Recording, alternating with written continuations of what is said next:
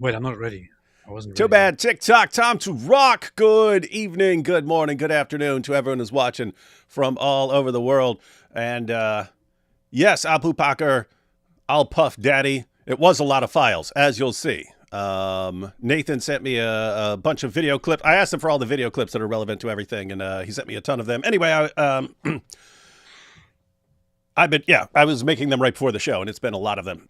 Although, to his credit, he did send them to me way ahead of time. I just started making them a little while ago. So anyway, my fault, my bad, my bad, my bad. But here we are. Here we are. All right. So Terrible. as usual, we got AP. What's your new? Have you still going with AP for now? AP. For now, yes. Yeah. Okay. And we have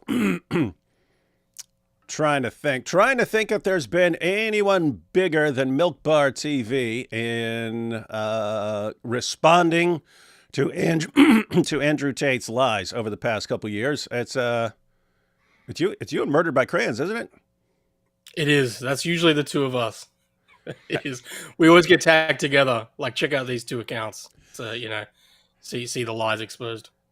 And why don't before we jump into anything, why don't you tell because I'd be interested in knowing what two things. One, what made you interested in responding to the Andrew Tate stuff, and two, what gave you this kind of relentlessness with respect to it? Because a bunch of us respond to Andrew Tate, but we like do so periodically. Something happens and we'll toss in a response. As far as like really seriously going through all his stuff and finding all the refutations of everything he's saying now and so on, that seems like a lot of work. So how'd you get into it, and why this level of dedication to doing it?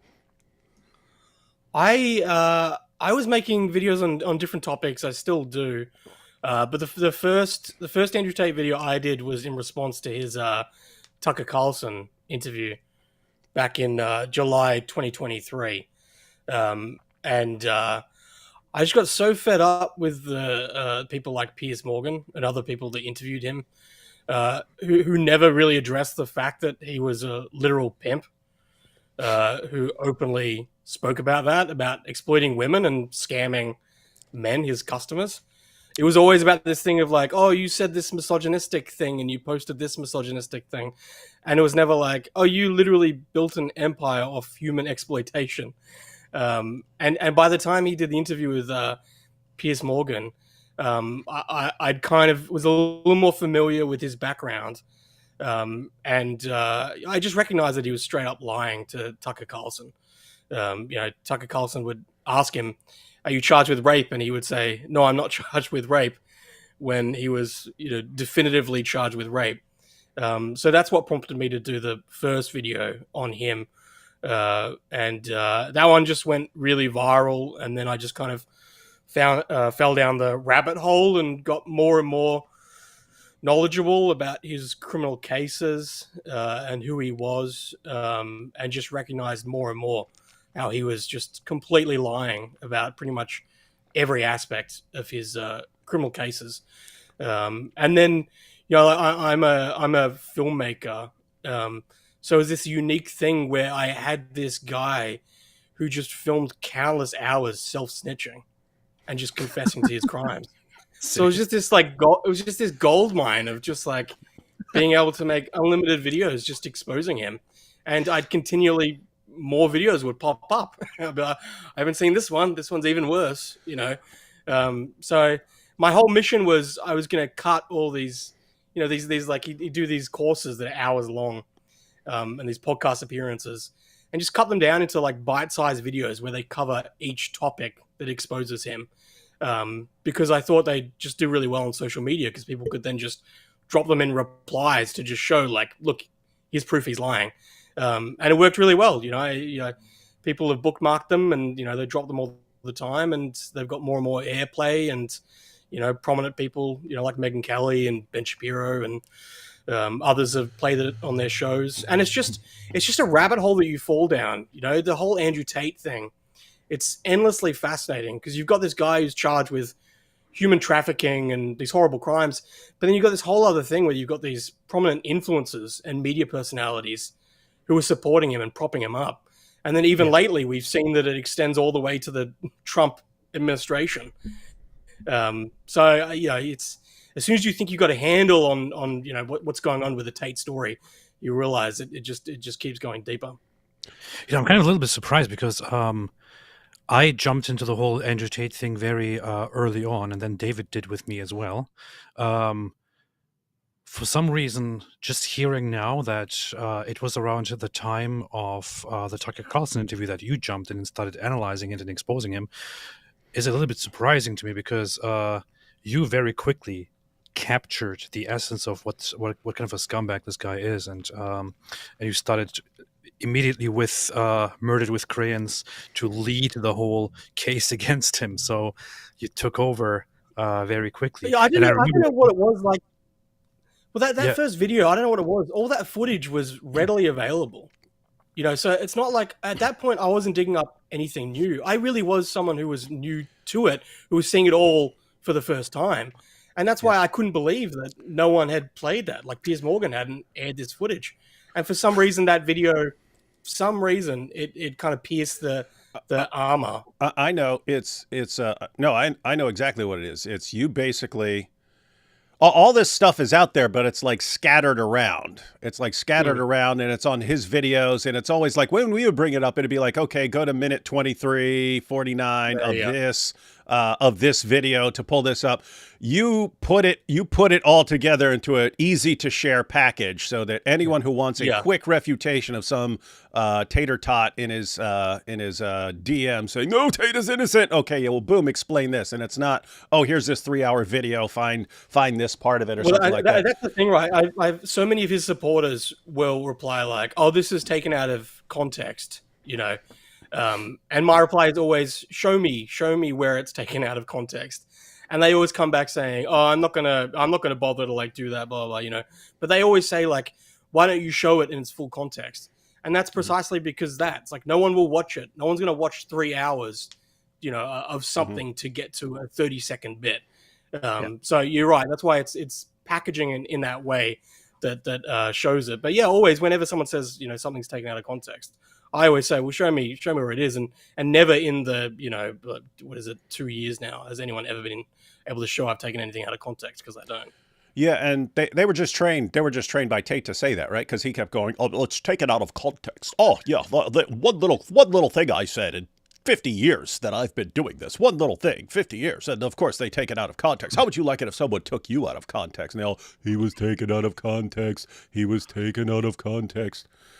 If they do this to me, imagine what they will do to you. Yeah. But it's also this thing of like where he say, I don't tell them about webcam. And, you can't get them to work for you unless you fuck them and, like, have control over their mind. And it's like, what is the context where that's acceptable? What's the missing context of that, somehow, oh, that was missing. Now I get it. That's fine. The sort of context you would need to make him not be saying these things would be along these lines. If you want them to listen to you, you have to bang all of them. Is what a pimp would say, and I am not one, right? That would need to be the missing context, but that's not. It's not. It's never ever there. So anyway, but yeah, they've just been trained, and it's a kind of rule. If you have a band of just mindless drones who will just completely repeat any stupid, idiotic thing you say, you can use that, and that's kind of why you and Crayon Murder is really helpful. When you have, over a period of several years, assembled like an army of drones who will carry out whatever order you put out and harass anyone you point them towards and so on, you've just created an environment where you can get away with a lot of stuff, unless someone just says, you know what, I don't care how many of these guys come at me, and I don't care how many big, huge shows you go on to lie. I'm going to keep coming after you no matter what. And that's that dude's kryptonite, right? It's someone who's not going to be overwhelmed by all the trolls and all this. And that's the thing as well. That's, because continually it is that NPC replies from the cult followers where it's the same thing, oh, he stopped doing this 10 years ago. There's no victims. The victims say that they support Tate. So you keep seeing those same replies over and over again, and that's partly why I then make these videos to then, instead of responding and showing like here's court documents, here's an article, where it's like, no, I got the videos just ready that I can just respond with that. And there's something about videos where that's where Crayons is easily, he's the best, where he can provide that concrete proof with court documents and evidence and things like that. But that's why videos, it's just, especially videos of Andrew Tate himself saying these things, it's undeniable. So it makes that impact. So were you friends already with Crayon Murders, or you guys like became friends by doing this?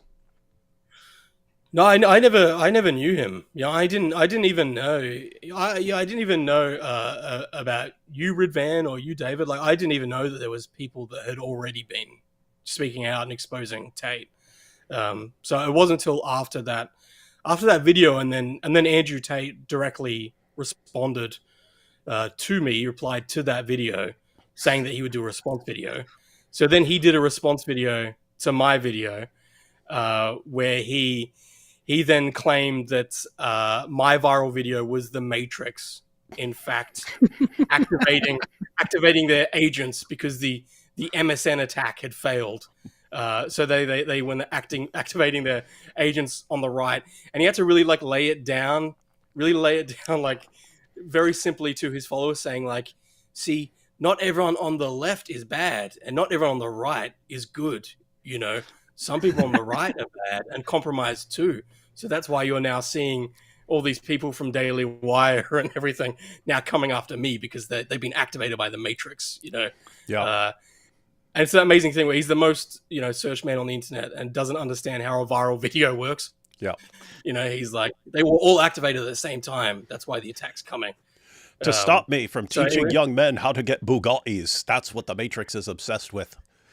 Yeah. So then it was Crayons reached out to me, and so then we made our first. We only made a couple of videos together, but I was new to everything, so he was the one who helped me to understand what was actually going on with the criminal cases, and we did this big breakdown where pretty much we played his response to my video, and we paused every time he told a lie about the case, and then we went into it and showed the receipts of how he was lying and the actual truth of it. And that, well, this is the oh, go ahead, AP. This is the funny thing. This is the bad thing. This is what actually upsets me about all of this. You went into all of this at some point long after us. You started talking about it, and you were targeted by him.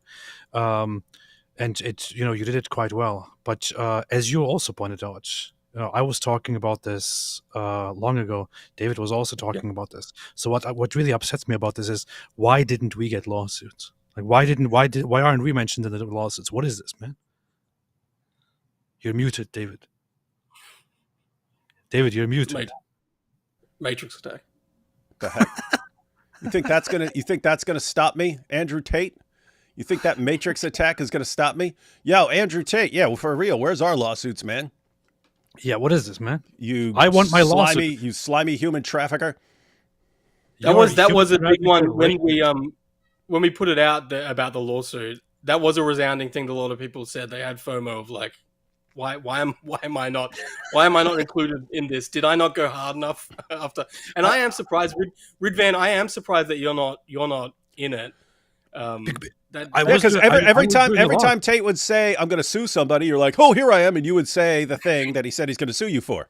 You even did the really viral thing after he threatened the rape gang survivor with a lawsuit and made her. He said anyone who calls us rapists will be sued, and I said Andrew Tate is a rapist, and it had like millions of views and 200,000 likes on Twitter, and still I didn't get sued. There are tiny accounts that are in the lawsuit, and I'm not. What is the example? Look at the examples of my defamation, and none of them are as bad as that. All of them are pretty weak. Yeah, yours are just he said this thing, and they're like, "Oh, we're suing him for saying that we said this thing." when you did, you obviously said the same. We got you on video saying the thing. Yeah, and then Ridvan's like, Andrew Tate is a rapist. And I'm not getting Nothing. sued for that. Like, what? This is ridiculous, man. Yeah. What's a brother got to do to get sued around here, Tate? You I trafficker. think that is the that is the interesting thing. So the premise of the lawsuit is that me and 14 other people are part of a conspiracy to defame the Tates. Oh, yeah. So that's the premise, which is absurd. Like I work completely alone, and I've done a couple of collaborations with Murder by Crayons, but even still, it's a collaboration, and then I independently edit everything and put it out. Yeah, that's why the people that they put together, it's a real random mixed bag of people. They've thrown in. They've got a lawyer representing 4 of the UK alleged victims that are in the civil case. They've got someone who's a vice director. I think that's her position at the National Center on Sexual Exploitation, and they're representing the American alleged victim, who the Tates are suing. She was just at the White House, by the way, because the White House had that organization there because of how great a job they've done at combating sexual exploitation. And then there's a whole mixed bag. There's Misfit Patriot, who's a MAGA influencer, who's only been going. He's the other one. He's the other one I was familiar with, just because I've seen him over the past several months. Yeah, he's only been going hard for the past couple of months. He's brand new to calling out Tate, and then there's a bunch of anonymous accounts, and there's me and Gadget and Murder by Crayons, who was anonymous as well. So it is interesting. That's where I think they've had to have this premise that it's a conspiracy, because they want to bundle all of us together. But I think there's a select few that are our primary targets that they're going after. And the whole nature of the lawsuit is, I think there's only one person who actually resides in Florida, and they need to lodge it in Florida because Florida's kind of wacky. You can't get away with these kind of lawsuits in a lot of places. So they've needed to ground it there. So that's how they bundled it all together with us as part of this conspiracy. So, but yeah, you look at it, it's random. It's like, why are there anonymous accounts with next to no followers that are part of this? Yeah, and so why am I not part of it? And why are you not? Yeah, why are you not part of it? Yeah. So you're saying, I've got the lawsuit, but it's like 14 or 15 people on there. You're saying that there are people on there who are from like 3 different continents. Some of them known, some of them completely unknown. And that like the theory is that you guys are conspiring against him? Yeah, that's the theory. And I think probably most of those people have found the Matrix. Never even spoken to the other people. We have located the Matrix, everyone. We're bringing down the entire Matrix in one fell swoop. That's the other funny thing is that of course there is no conspiracy. From time to time, some of us have bounced off some information together, because so there is no conspiracy. Well, from time to time, I think it's like any citizen journalist or anything. I don't think when you are in contact with someone and say, hey, look at this document, this is what you were looking for that confirms this, I wouldn't call that a conspiracy necessarily. Sounds like a conspiracy to me. Or on October 17th, did you or did you not like this comment by this person? Well, I guess I did, because it's in the I rest my airtight case, Your Honor. I think most of us most of those people haven't spoken to those other people. But yeah, it spreads across several continents. It is this random mixed bag of like, oh, that's interesting that person's in there. I think primarily they've been coming after Murder by Crayons. He's the one who's been doing the most damage in exposing the reality of their criminal cases. Yeah. He's a dangerous person. And because he's anonymous and he's done it so successfully now, he's got almost 100,000 followers. He's the one that they want to expose and dox, in hope that he'll be harassed and intimidated hard enough that he'll stop what he's doing. Yeah, because as far as the different the different kinds of dangers different people are to the Tate empire, some of the victims, you can see why he's worried about them and wants to silence them. They can actually, destroy this idea that, no, the women are all on my side. So they're a big threat to that. But the other major obstacle to these guys is just exposing all their lies. And so the two things that were most helpful there is just like condensing some of the content down into, look, here's a 6-minute video what a scumbag this guy is. Go ahead and defend this, that sort of thing. But also every time he goes on some show and puts out some lie, and it's lie, and see, people like me and AP, we're watching the lies, right? And we're going, wait, I remember he said something that's the opposite of that. Wait a minute, I remember he said something the opposite of that. But you guys actually put him out there as nice little videos. Okay, here's the lie. Here's him refuting his own lie. Here's him. It's not us refuting the lie. It's him refuting his own lie in his own words. And that just becomes very easy to share. And if you're a compulsive liar, that's just your worst nightmare. That you're a compulsive liar. You can't stop. You're just going to keep lying and stuff like that. Someone actually sitting there going, "Oh, that's a lie. I can prove it. Oh, that's a lie. I can prove it." It's you don't even know how to communicate anymore. You don't even know how to open your mouth. That is the thing. He has his go-to lies where he spins the narrative, and I believe he coordinates with Tristan and these other influencers, and so they push out this propaganda. And like I said, you see that pop up over and over again. These go-to lies that they've found that they feel works, and that's why if you can combat that successfully, then every time someone watches an interview and he goes to that go-to lie, immediately you see him lying. And then immediately it's, he loses his ability to do that, and he has to then pivot. And yeah, I think that's the thing. That's what's been powerful with the videos. It was encouraging to see Megyn Kelly just recently play one of the videos, because I think that is the thing. From when I came onto the scene to now, they completely lost control of the narrative.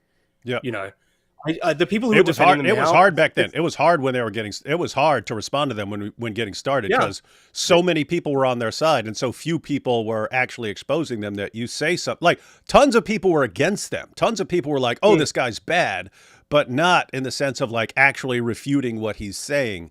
And so back then you bring up something, you could bring up something and you just get bombarded by all these, Tate is the greatest thing in the world. You're part of the Matrix. Yeah. But also you had more people with massive followings that were more moderate, and they were posting support for him. Whereas you don't have that now. The people with big followings that are still supporting them, they're scumbags at this point. They're people who are firmly in their camp, and either it's because they're scumbags or somehow they're involved personally or professionally, like Patrick Bet-David. Yeah, and it's been interesting to see that evolution from people defending Tate, saying, "Oh, okay, he did some stuff in his past, but I feel like he's a good influence to young men and he's speaking out against the right people," to saying, "Okay, do you know what? I think he might be a bad dude, but I think he's probably innocent about what he's been charged with," to now people being like, "No, I think he's a scumbag and I think he's guilty." But that's why it was good seeing Megyn Kelly. She played one of my clips, and it was a compilation where he's speaking about just beating women, and she said, "I don't care if he's innocent or guilty. I think he's human excrement," and I think that's the right position to take. I think that is the right position of. You don't need a court to tell you whether this guy is a good guy or not. You can see it with your own eyes. It's very, very clear. And if you can't, then that says something about you.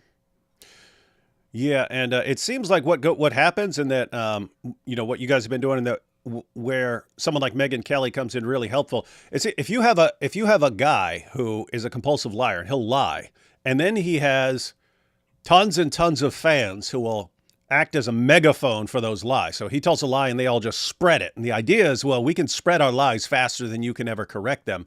As long as it's one or two people just exposing the lies and not getting much attention, the guy with the tons of drone followers is going to win that one. He'll just be able to drown out everything.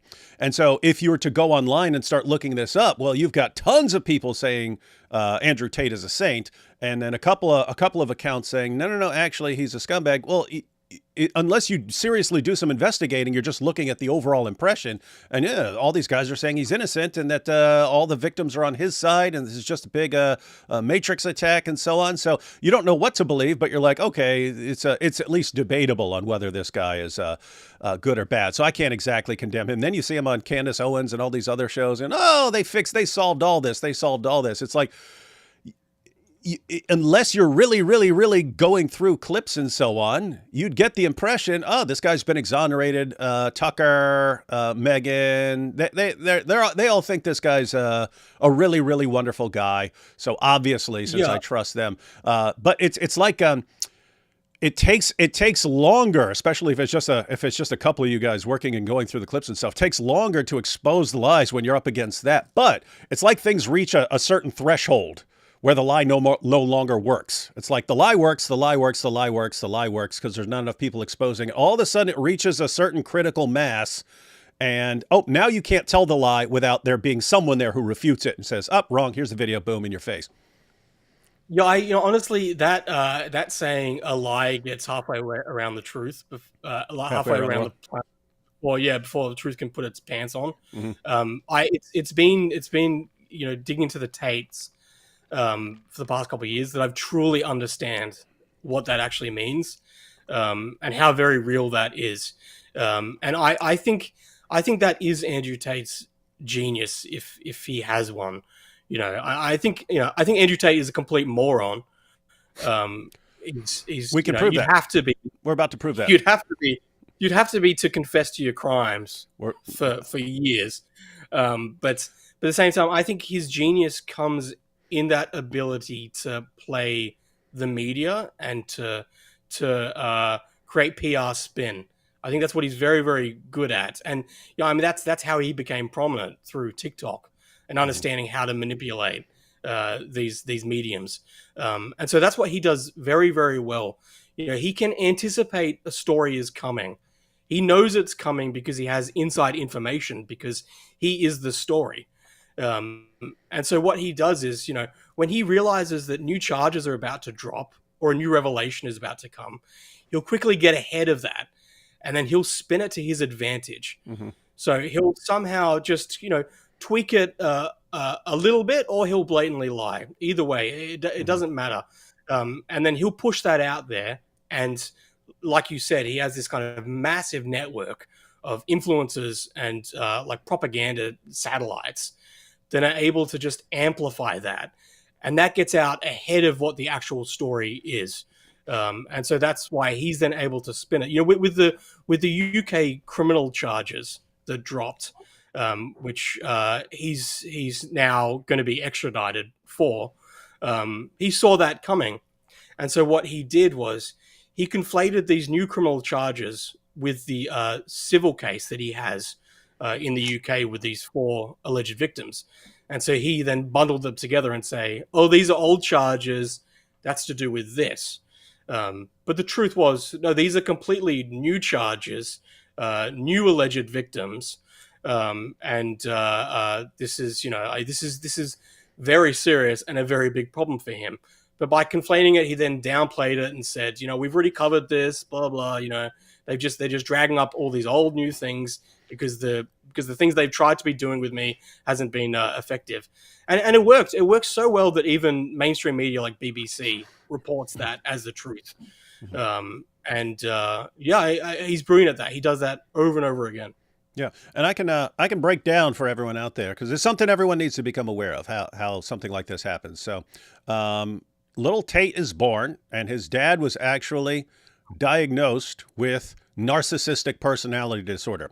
That has a genetic component that's connected to various Put it this way: if you have a personality disorder, you have a kid. That kid is significantly more likely to have a personality disorder. And so you look at Andrew and Tristan.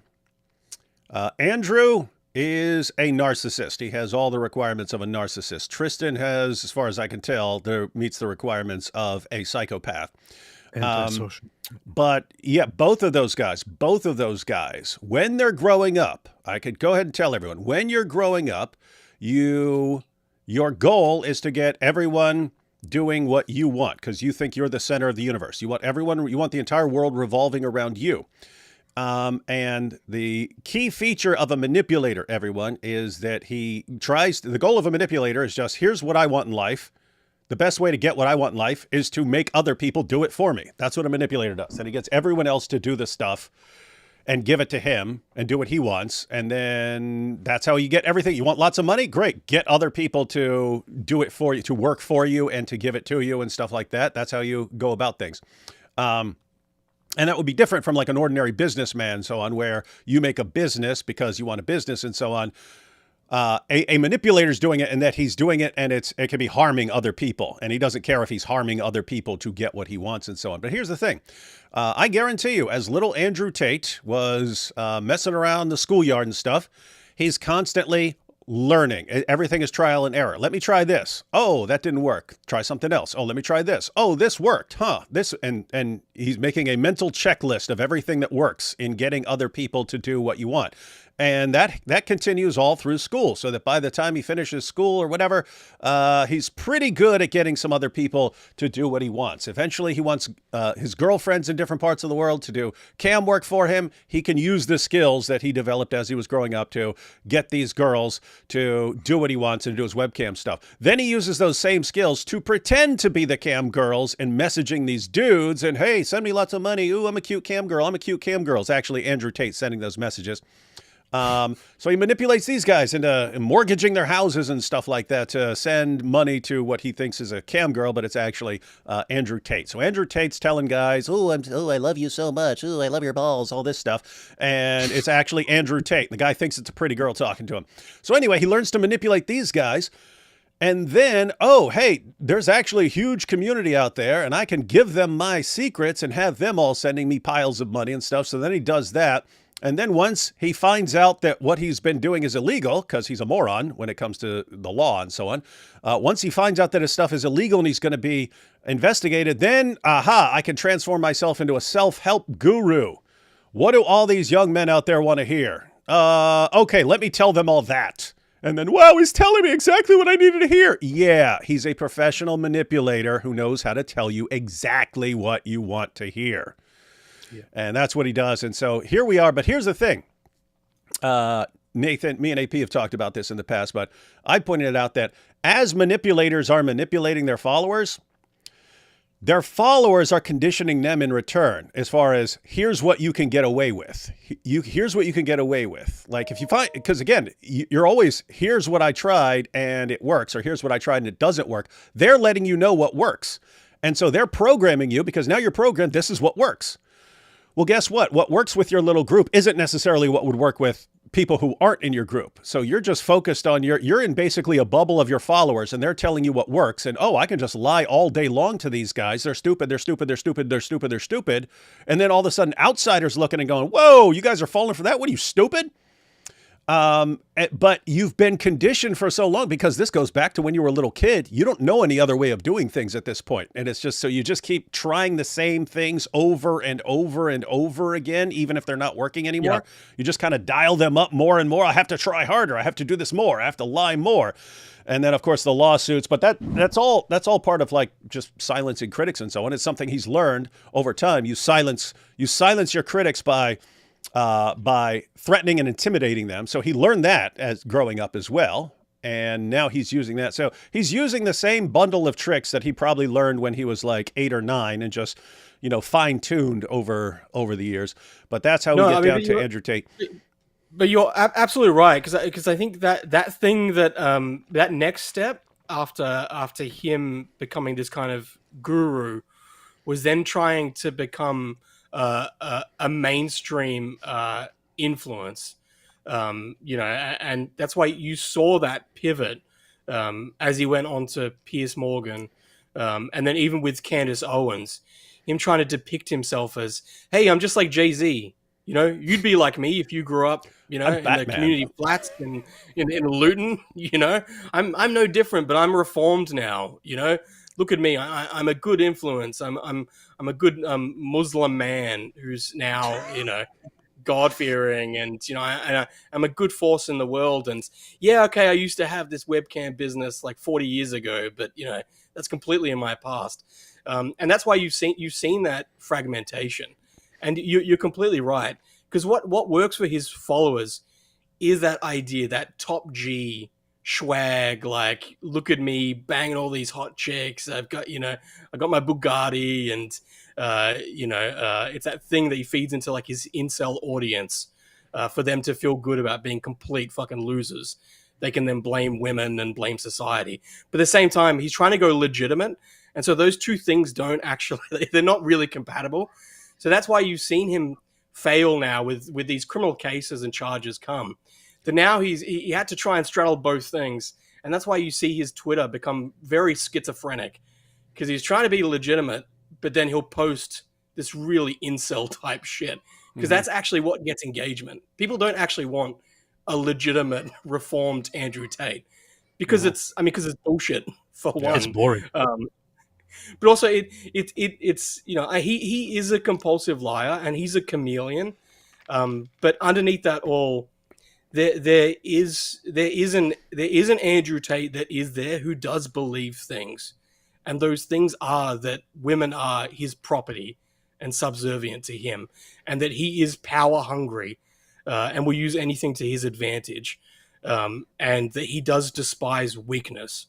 And yeah, that's the fascinating thing, is that, you know, you saw the Trump administration get involved in the Romanian prosecution to lift the restrictions, and he couldn't last like 2 weeks without allegedly choking and sexually assaulting a woman.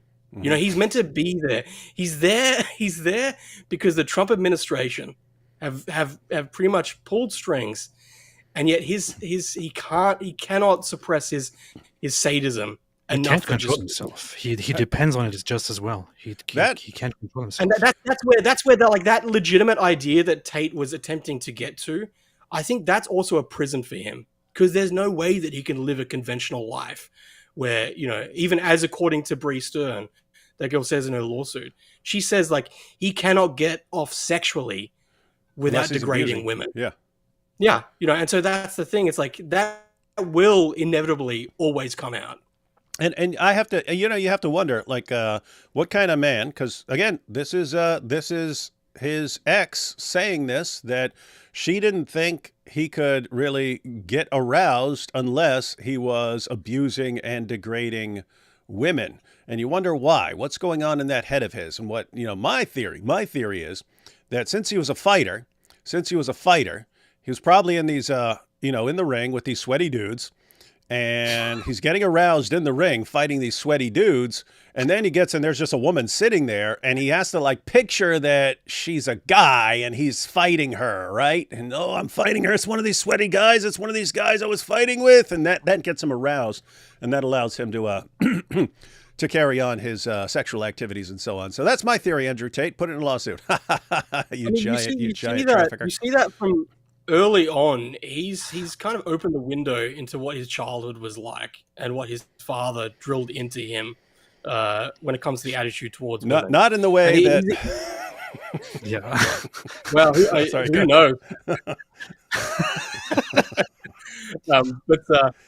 Yeah, that's where it's like, even from an early age, you know, he even says that he was a little kid, and he brought like a girl over to his home who was just like a friend, just like on a kind of play date thing, and his father made him feel ashamed about that, you know, saying that boys shouldn't be friends with girls, you know, and that's where it's like, that's where I really do believe that he deeply hates women, and so that's why I partly think when he's having sex with them, I think he has this conflict of shame, and it's all just his wires are completely crossed.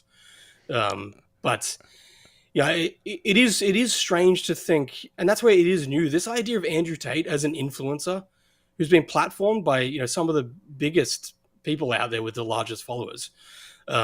Yeah, you are potentially looking at someone who was a serial rapist and prominent sex trafficker, and they've been embraced by mainstream figures. And that's where it's like that wasn't just a character that he was playing as like the king of the incels. Like he literally was that.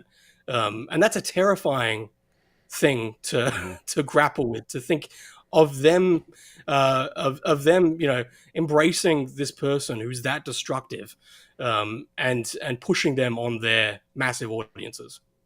And in fact, if Andrew Tate actually did ever ever want to change his reputation for people like us who are actually familiar with what he did, and we're not just going to mindlessly go along with any idiotic explanation he comes up with. Like, the real explanation here is, guys, I was raised by a narcissist who had a really screwed up view of women. Narcissists, especially if they're dealing with little kids, are really good at programming. They're good at programming people in general, but especially their little kids who are around them and so on. They can program them to think in exactly the way they want and to have any view they want and so on. That's how we're raised. And not only were we raised that way, we both inherit the genetics of this guy. And so I was basically born screwed up, and then it was a combination of nature and nurture, how screwed up I am. And that's why I've done this screwed up stuff, and I'm recognizing that now. And you know what? I'm pulling out of the limelight. I'm going to go do my time in prison. I'm going to confess to everything I did and hope that I can change. It would have to be something huge like that to take anything he says seriously. And for all you Tate fans out there, if you actually are at all concerned for Tate, and not just like your fantasy about Tate, the best thing that could happen to him in this world is he gets completely exposed for everything, that he learns that none of his manipulation tactics work anymore, and he is just broken and realizes he has to just start over from the ground up with new ways of doing things. That is, it's understood. You don't try to convince a manipulator. You don't try to convince a manipulator that what he's doing is wrong. It doesn't work. You have to show a manipulator that his methods no longer work. That's the only thing that'll get him to stop using a manipulation tactic and so on. But that's where it's like, I don't think you can. If you're dealing with a true psychopath, they just don't have that in them. That ability, that self-awareness, that ability to actually, introspectively look at what they're doing and understand it's wrong and attempt to reform. That's not what they do. They just do not have that in them. And Yeah. I don't mean, know if any that is the psychopath can change. Yeah. Yeah, I don't think so. It's really fascinating, actually. I came across him and Tristan where they were doing one of the interviews where they were announcing that they were teaching how to do their webcam course. And they start by saying, why are we so close as brothers? Like, this is unusual, right? There's brothers that are close, but like, why are we so close? Why are we inseparable? And like everything we do, it's side by side, and they say it's because their father had such a strong personality, and was so domineering that he implanted that onto them. And that really does say a lot. And Remind me. I really do believe that Tristan Tate, I'm not saying he's not as bad as Andrew Tate, but I'm saying, imagine if you not only had Andrew Tate's father as your father, but you also had Andrew Tate as your older brother. As far as I remember, didn't Andrew Tate tell a story which was like that if they got in trouble somehow, their father would do this thing, Make them sit at the table. Make them sit for hours and be quiet, and if they make a single sound, they get The clock starts over again. He He would say something like, "Okay, you guys got into a fight. You have to sit at the table looking at each other for 2 hours. Anytime I hear you make a sound, the clock starts over again and stuff." So they learn like that. But what's interesting, I think it's like, because here's the idea: a narcissist and a psychopath, in theory, should not work well together. they both want everything for themselves. And so it just seems that like these guys started off so young under their father's leadership that all their manipulation so on became like entwined, like they're kind of like part of each, they're both part of the entire scheme. And the dynamic is actually interesting because again, as Tristan is Andrew's the older brother, but also, the narcissist is more obsessed with getting all the attention. And so that's kind of perfect for him. The psychopath views people as, everyone's just useful in terms of what they can give, which is that kind of overlaps with the narcissist, but it's more central. And so someone like Tristan as a psychopath could even be, okay, I'm cool with him getting most of the attention because he's more of the lightning rod, right? He's more of the lightning rod. He'll catch more of the stuff than I will if it ever goes down and so on. So anyway, it actually all makes sense, but. Again, so, I mean, the last bit of armchair psychology that I find interesting in the kind of puzzle of like, how do you get an Andrew Tate is, I think he gets his attitude towards women from his father. But his father was a brokey. Like, he was a complete loser. He had nothing. So they grew up completely poor. So as much as he speaks about idolizing his father, which I think there's maybe elements to that, I think he also has deep contempt for his father as being a failure who couldn't actually provide for them materially. And I think that's why you then see this, projection of him saying, I'm a trillionaire, I'm the richest man in the world, and this image with, with everything. They didn't even go to their father's funeral. So that's where they speak, dearly about their father, but I wonder how much is actually there. I think maybe there is also deep contempt for him. David, what do you think about psychopaths? What? What do you think about psychopaths? AP was grinning while you were saying that, Nathan, because I'm a diagnosed psychopath. Yeah, tell him. I'm a psychopath who became a Christian in jail. And so I don't have normal feelings about, like, I have no remorse for anything I've ever done in the sense of feeling bad about it. I just changed because it's along the lines of, okay, Jesus makes the rules, so I'm going to go ahead and do what he says. But it's never, I basically do everything out of obedience to someone of a higher authority than I am. That's like I have to replace things that normal people have. Like, normal people feel guilt when they do something wrong. I don't. So I have like a second order guilt where I don't feel bad for this messed up thing that I just did. So I have to recognize that because I don't feel bad about this, I'm defective. I'm screwed up. And it's not that I have, because basically if you're a psychopath and you're growing up, you think that you have some extra ability that other people don't have. You've got this ability to be beyond all this stuff. And so you're like Superman. You have to come to recognize that as actually, no, I don't have some ability that other people lack. I lack an ability that other people have. So I'm defective. So then if you want to, every time you're not having the normal reaction that someone should have, like, I don't feel guilt in this situation over what I just did. You have to actually zero in on, I don't feel guilty because I'm screwed up and defective. And that's not, that's not a good feeling if you regard yourself as messed up and defective.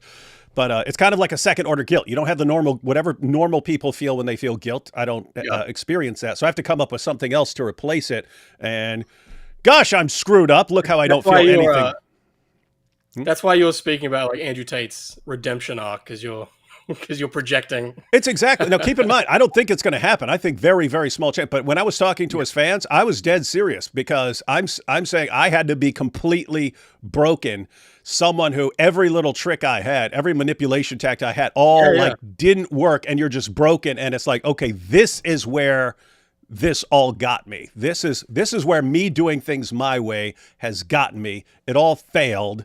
And what do I do now? What do I do now to change this whole thing? That's what I'm saying. As long as there is hope of your system of doing things, your bag of tricks working, you're going to keep doing that. You're just going to keep dialing up more and more. Oh, more lawsuits, more this, more that, more harassing people, more insulting people, you're more lies. You're just going to keep doing that until like it has all failed. Everyone, you've been completely exposed, and you're just sitting in a jail cell going, It didn't work. None of it worked, and that is like No, yeah, and that is his only even hope of redemption. So anyone who actually is concerned at all about those guys, I'm talking to you as fans, because most of the rest of it, most people are like, let this guy rot in prison. If he is actually your hero and you have any concern, you should want him to be absolutely broken by all this. This is the only way he comes out of this a changed person at all in any way.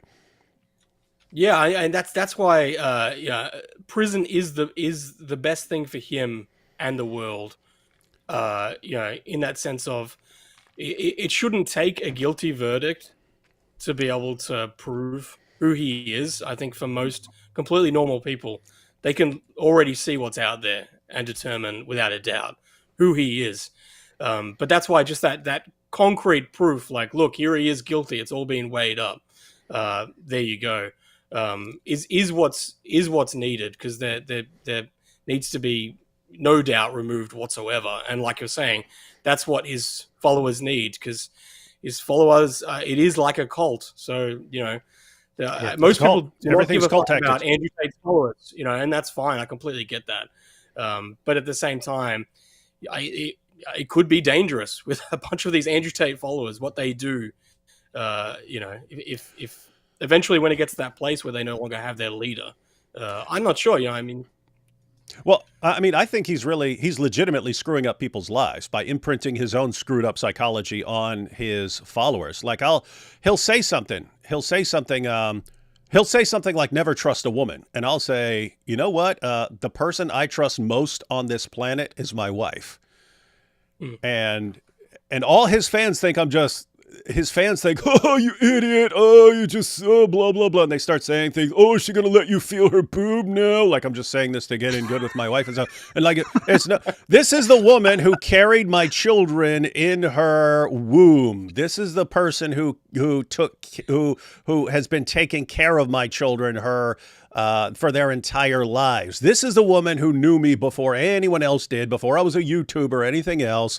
This is the woman who's been through everything with me. She's seen me at my best. She's seen me at my worst. And after more than 2 decades, she's still with me. Okay, this is the person I trust most in this world.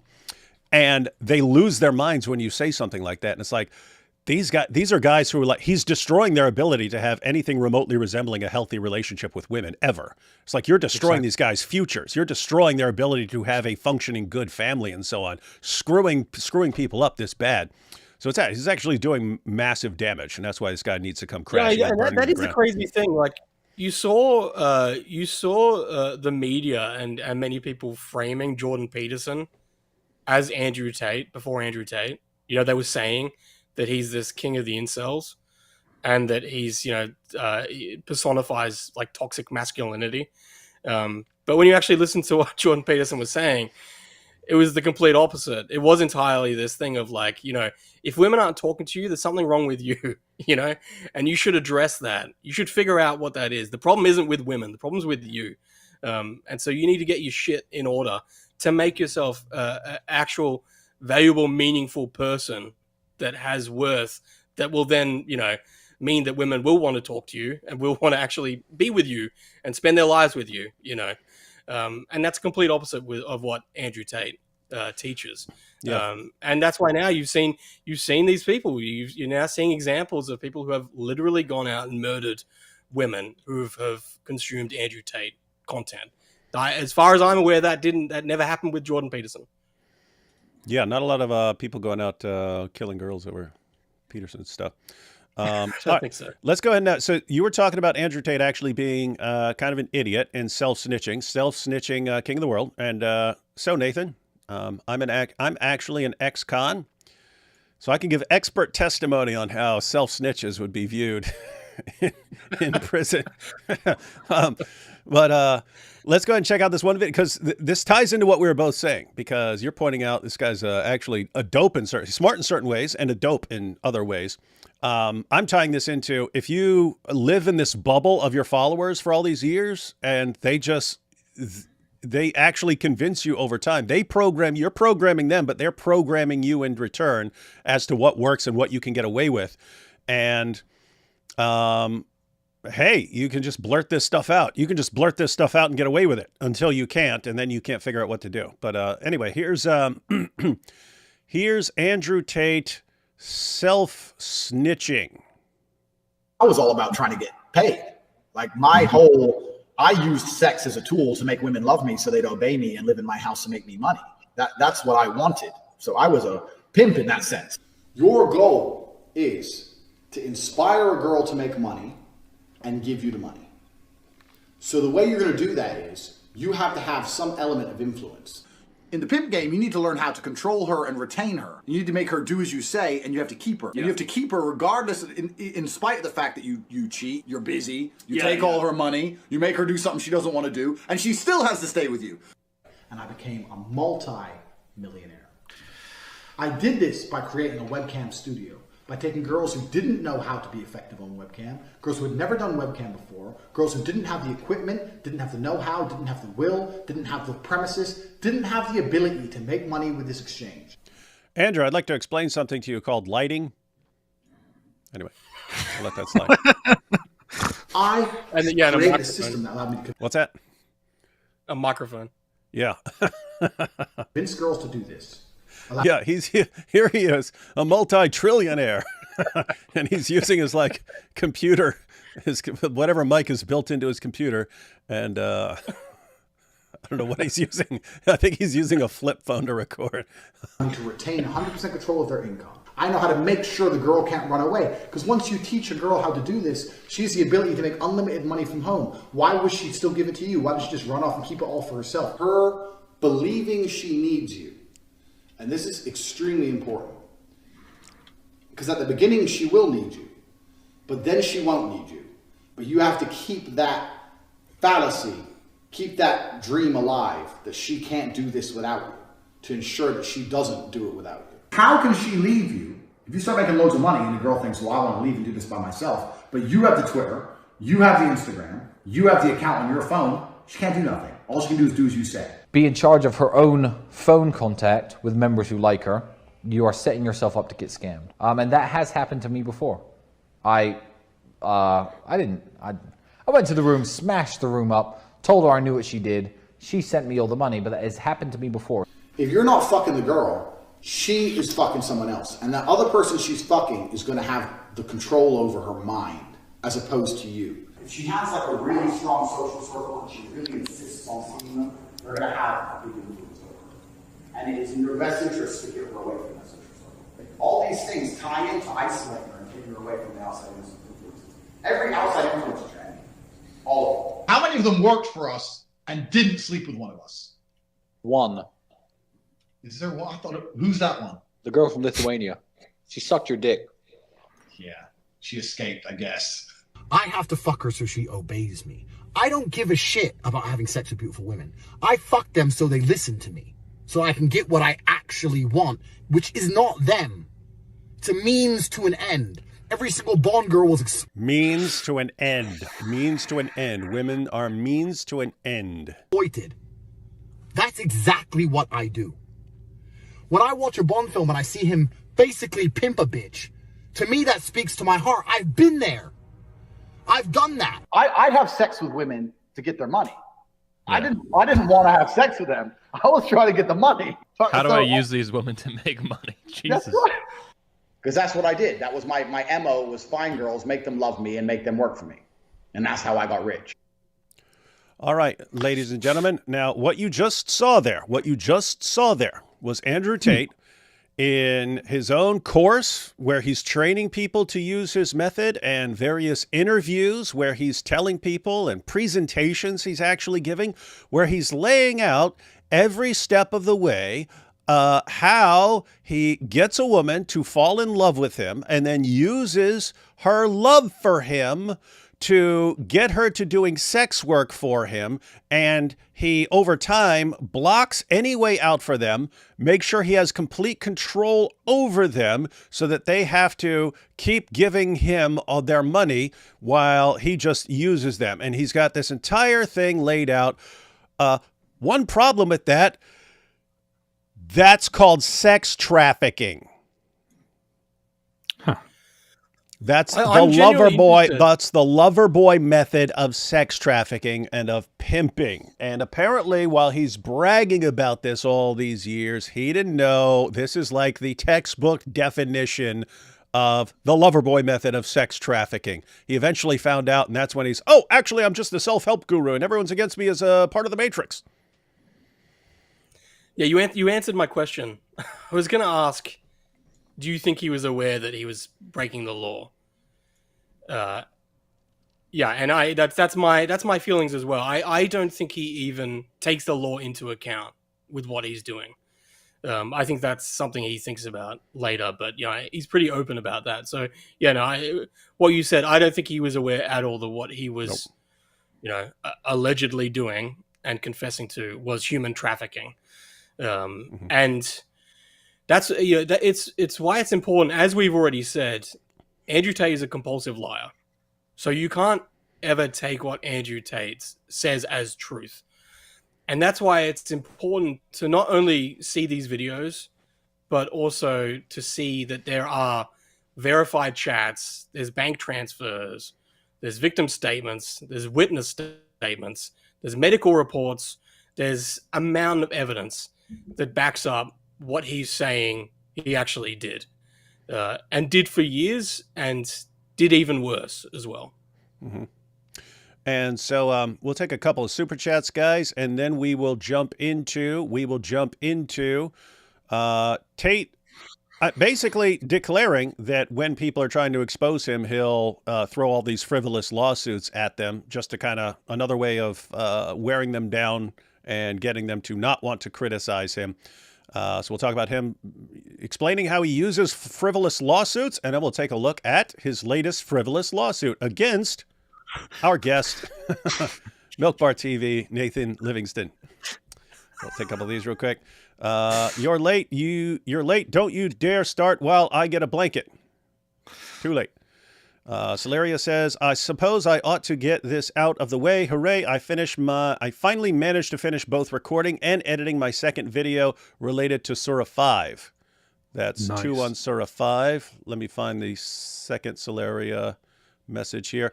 Not dealing with the Islamic dilemma this time. It's about Islam contradicting but endorsing scripture. Rather that Bukhari and Tabari essentially guarantee Muhammad is a false prophet if you accept them. Very rude, very Islamophobic language, Hilaria. Yeah. Bring your Islamophobia somewhere else. We're talking about Andrew Tate. MilkBarTV, welcome. There's going to be a lot of super chats about Mubahala leather straps. You see, that's what they do, and AP's hair/beard.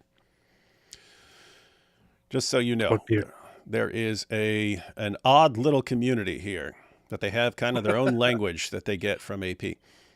Rest in peace, Mouse Allah, after 19 months of prison dawah. That's good. AP equals apologetics pod show.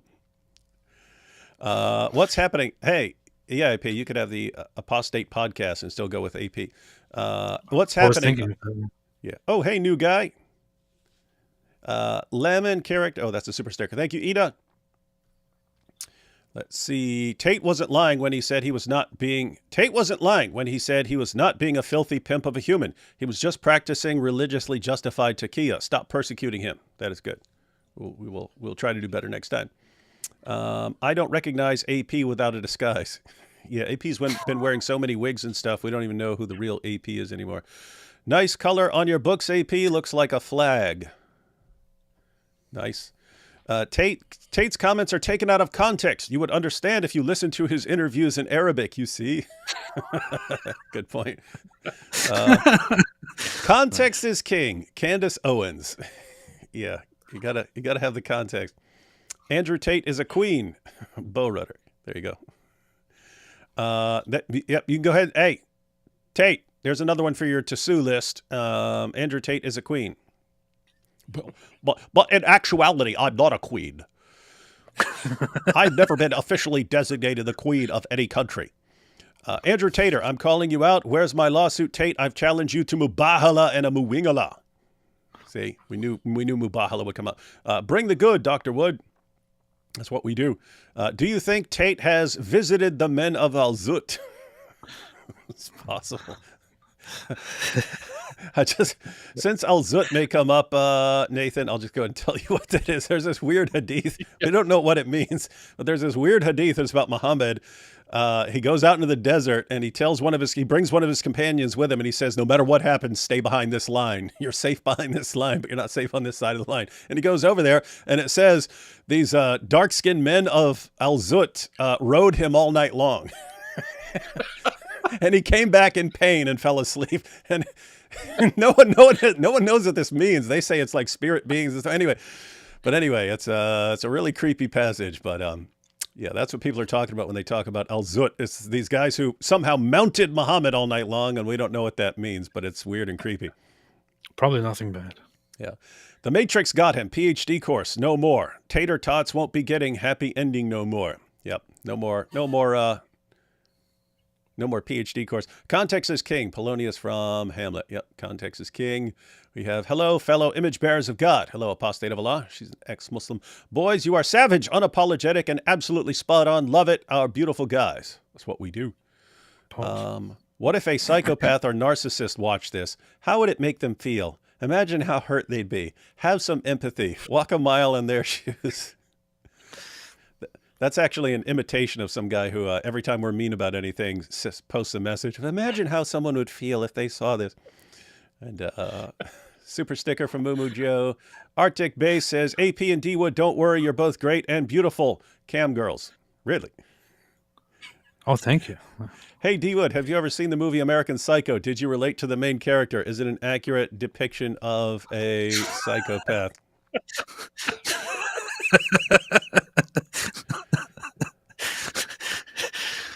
Good question. Yes, and yes, and yes, just so you know.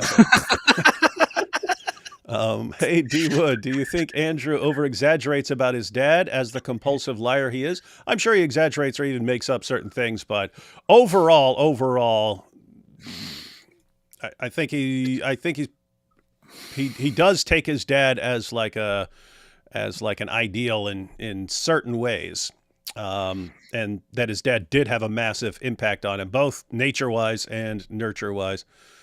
His dad had a Facebook account up to right till his death, which wasn't that long ago, and so he was posting on Facebook about the Me Too movement. So try and track down some of these posts, and yeah, you can see where Andrew Tate directly got his shtick from. Mm-hmm.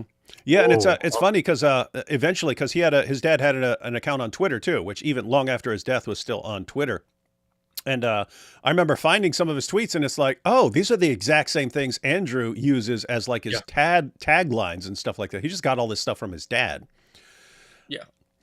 David trusting his wife is gay. It is very straight to catfish men. That's true. In order for sanctification to begin, one must empty oneself out and acknowledge one's carnality leads one to error and suffering. One must be humbled before one can even reach the starting line. That's what, yeah, guys, I'm completely serious about things are almost completely hopeless for that guy. Almost. And I say almost just because there is a scenario where he will at least have a chance, but that involves him being absolutely just broken and crushed. D-Wood, if your wife kept it a secret from you for over 20 years that she is a wingette, would you remain with her? No, that would be just cause for divorce. Those are followers of my arch rival and nemesis.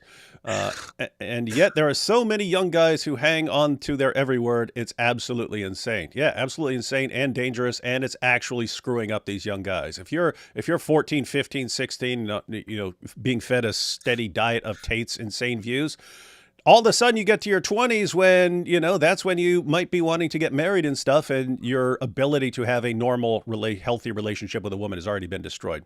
Now, here's what sucks.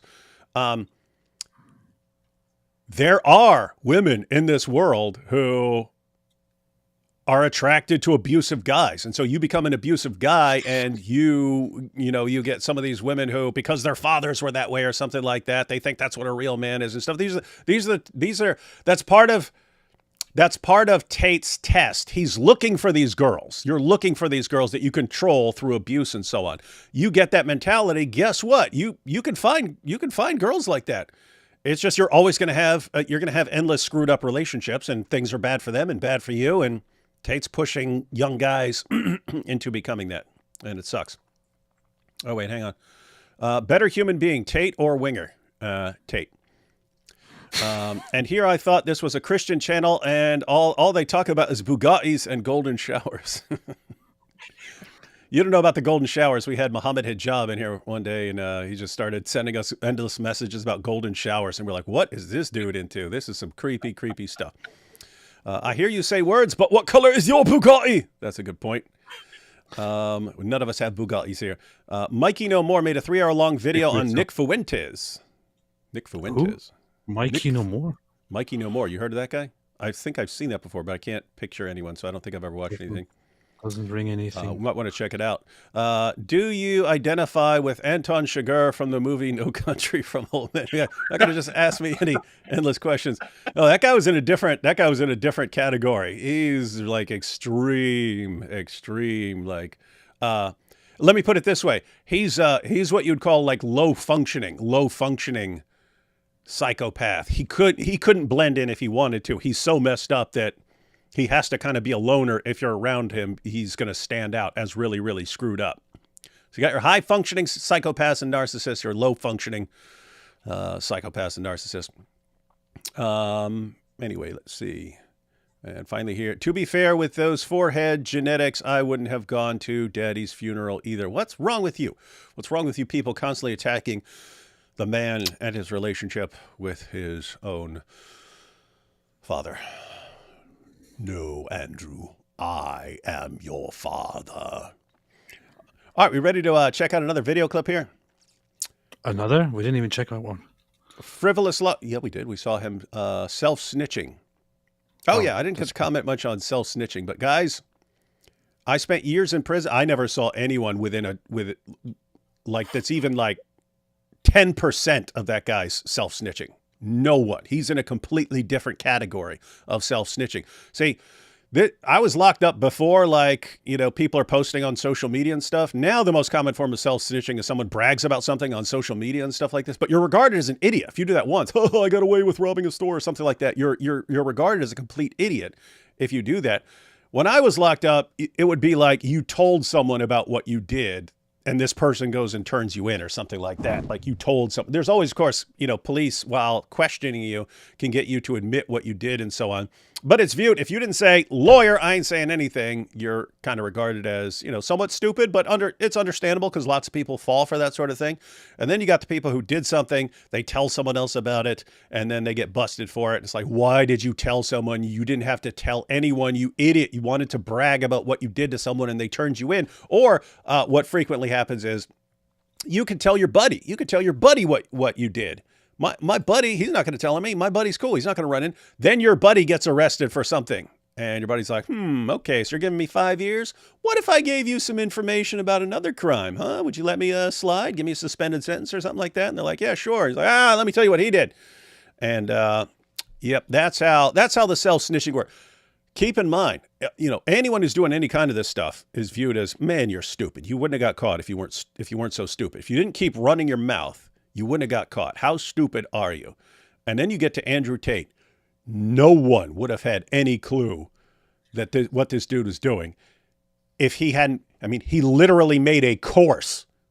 That's like me robbing a store and then making a course on how to rob a store. And I'm using me robbing a store and all these stores I robbed as examples to show you that my method of robbing stores is really effective and how you should use the exact same method of robbing stores. And I just have my entire course out there training people to rob stores and so on. And then someone eventually tells me, what's that? Have you seen Andrew Tate's lawyer uses that exact example in his interview? Yeah. And the interviewer's like, they're using evidence of his own words that he's told to camera. And that's the exact example that the lawyer says.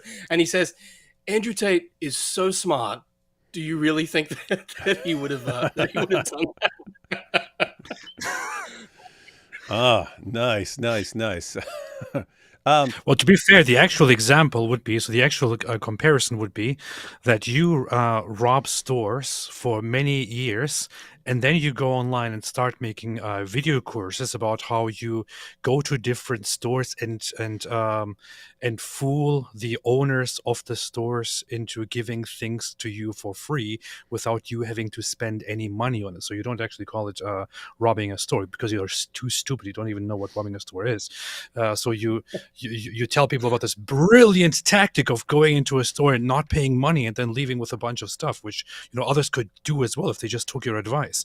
And then suddenly all the authorities come and you're in trouble and you're like, well, I was just taking things for free and I was just telling others how to do it.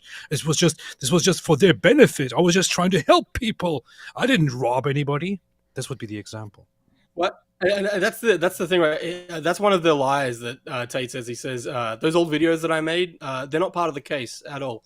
That's just a flat out lie. If you see the court documents, it's just pages and pages of his quotes from podcasts and these courses. Like, they are absolutely evidence that's being used against him.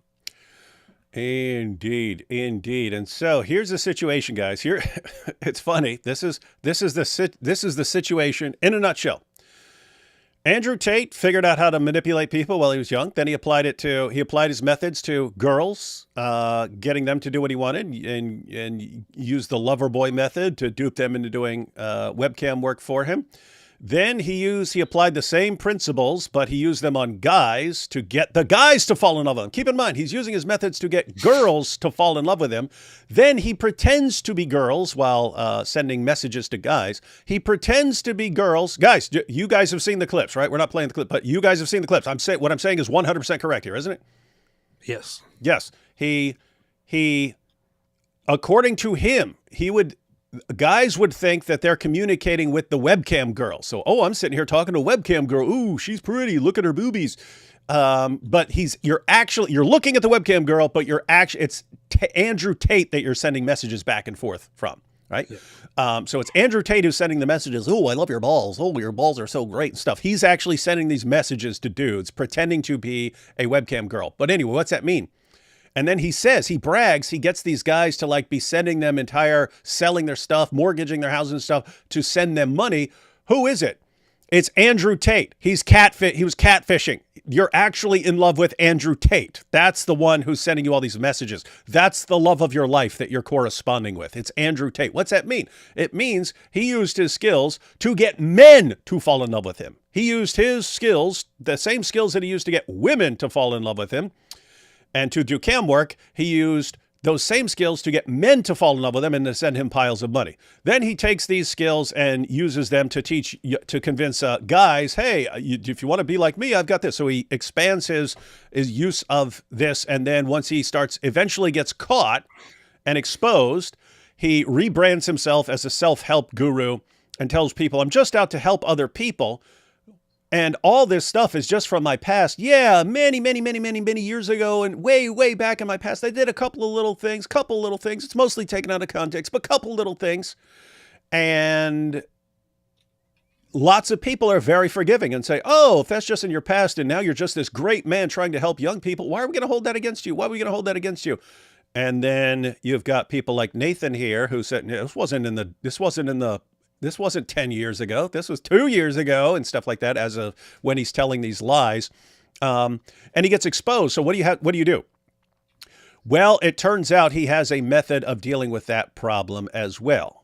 People are exposing you because you're a liar. Now, the obvious takeaway should be maybe stop lying so much and it wouldn't be so easy to expose your lies. The thing is also he's so addicted to lying that that sometimes, in order to cover up what he actually did, he makes up these completely unnecessary lies. Like, why would you do that? He sits down with Candace Owens, for example, and he explains to her how yes, he did run a webcam business many years ago, and he says, yeah, and the women were sitting there in front of a camera and fully clothed. Fully clothed? Mm-hmm. Why would you make up such a stupid lie? Who believes that? Like he says in his old videos very clearly. He says very clearly that they are naked, that they are topless, that they are showing everything, and are chatting with the guys while he's actually behind the camera chatting with them while they are sitting in front of the camera. So, but to Candace Owens, he said no, they were fully clothed. Why would you say such a lie? It's completely unnecessary. He says one of them was just painting. One of them just painted. You know, like they're Bob Ross. Yeah. Yes, and one of them, she would just sit there, completely clothed, and read a book. And guys were sending her piles of money for this. It's like, yeah, dude, come on. Nobody pays for clothes women just to chat with them or something like that. Yeah, maybe they do. I don't know. But you're right, AP, about like the pointless lies. He did not need to say that. That did not add to his case in any way. At least not in a way that was worth being exposed instantly, because he says these things that are easy to expose. Just like when he also said, wasn't this to Candace? I've never sold drugs. He's got all these videos of him bragging about selling drugs. And it's like, you didn't need to say that. You could have said, for instance, I sold drugs when I was young and then I stopped. Okay, we're fine with you doing something and then stopping. We're okay with you stopping. Remember he was also pushing that this has nothing to do with my old webcam business. This is all about TikTok. TikTok pennies. Because I helped girls. I explained how to use TikTok to girls, and then it's all about the webcam business. It's crazy. It's like this case is just about TikTok. Yeah, absolutely insane. So, guys, Tate can't stop lying. Every time he talks, he lies, and that makes it really easy for people who've gone through his videos and so on and courses to expose his lies. So, what happens when you're an idiot and you make it easy to expose your lies? You have to engage in the classic art of frivolous lawsuits. Let's go ahead and check out Tate bragging about how he does this. You can't hide in this world. It took all of 3 minutes to get all the information. And as for litigating his parents, I don't need a reason. You're going to have to defend yourself regardless. That's the thing about the American legal system. You cannot ignore it. I don't care if it costs me $1 million to take $1,000 out of your bank. You're going to be in court twice a month for the rest of your human years. I don't care. I will sue you for any and every reason forever. And you're going to have to hire lawyers and turn up forever. I will do that. I'm that guy. I'm petty. I'm petty and I've got a lot of money and a lot of time. So it's not even about guilty. It's not about why. It's just about because I can. It's one of many, many things I was going to do. Talking about self-snitching here. You have any idea how effective this would be for something that actually goes to trial, and you just start off by playing this for the jury? That's it. This is Exhibit A. This guy's such an idiot, man. Yeah. So the question is, it's a big question. There's a lawsuit here. Is it frivolous or not? Is this the sort of guy who would? We want to know. Is this the sort of guy who would file all these frivolous lawsuits? We don't know. Oh wait, he's admitting it. Okay, he basically brags about it. Okay, he brags about it online. Okay, all right. Next. That's how it works. But here he is. Buy the property next to. This is your genius, Tate fans. This is your genius. So he says all these things, then all these things get exposed as lies because he's stupid, and then you say, okay, well, how's he going to stop people from spreading from spreading the truth in response to his lies? Well, he'll take them down with endless frivolous lawsuits. He says, I'll spend $1 million to make you spend $1,000. That's how I am. I'm petty. And he's bragging about it, which would basically ruin any frivolous lawsuit that actually gets to the level of court. He'd be completely crushed by just playing this clip. I am the smartest man in the world. This is your genius that you're taking all your life advice from. His father's Airbnb and list it for free. I will bankrupt you. You don't understand the levels I will go to. I'm that guy. And he felt it because people turned up at his door. Once I had his address, I started putting, I didn't want to get banned from Twitter. Obviously, it happened in the end anyway. Yeah. But at first I put his street name, then I put his house number. And then when guys turned up at his house, I had to fly some friends of mine from Vegas to LA. Like, I had to spend money on this shit. This took time out of my life. When he looked out the window and saw the SUV, then he starts apologizing on the internet. Like, oh, bitch. I still might litigate him into the fucking ground. Why not? What else have I got to do? Anybody could run their mouth to me. I can do the same thing to them. I've turned up at dudes' houses before. I put it on Twitter. Yeah. I do this.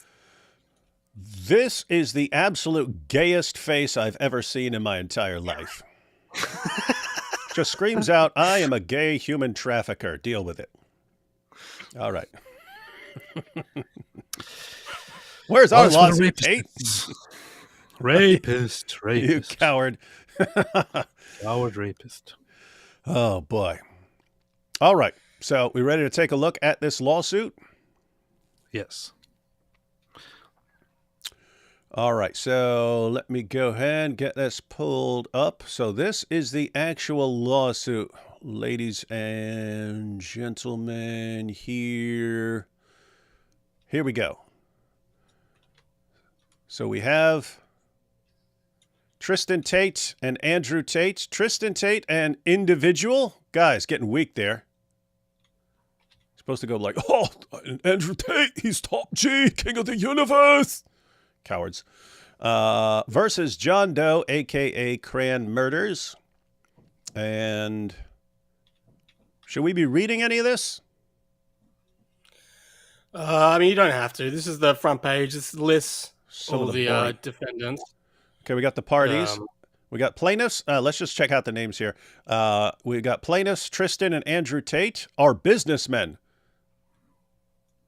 pornographers, who've been residing in Romania for the past 10 years. Thus, plaintiffs are considered stateless for purposes of federal removal jurisdiction. Then we have Jane Doe, the real Susie Wynn. So what are these, social media names or something? Yeah, these are X accounts. Okay, X accounts. Then we have Mary Doe, Avalon IT, John Doe, a.k.a. Aha, there we have Cran Murders. Boom. Let's check out these two because we know these two. So we have defendant John Doe, a.k.a. Cran Murders, murdered by Crans on information and belief, is not a resident of the state of Florida that has directed social media postings into the state of Florida. Directed social media postings into the state of Florida. That's the Florida connection. Yeah, that's the premise. The Like, people in Florida saw these posts on social media. So I could be sued right now by Tate and added to this lawsuit about Florida because my social media posts have entered into the state of Florida. And you're conspiring with me. Conspire. And they appeared in a live stream together. This is the proof of the conspiracy, the Matrix. Specifically to influence public opinion regarding a case filed by plaintiffs in Palm Beach County, Florida. So what is this? What is this? You guys like just commenting on a case that's going on in Florida, and that's the evidence of conspiracy or something? Yeah, and so that case in Palm Beach, Florida, is the one where they've been suing their alleged American victim for defamation because she gave a statement to Romanian prosecutors and authority.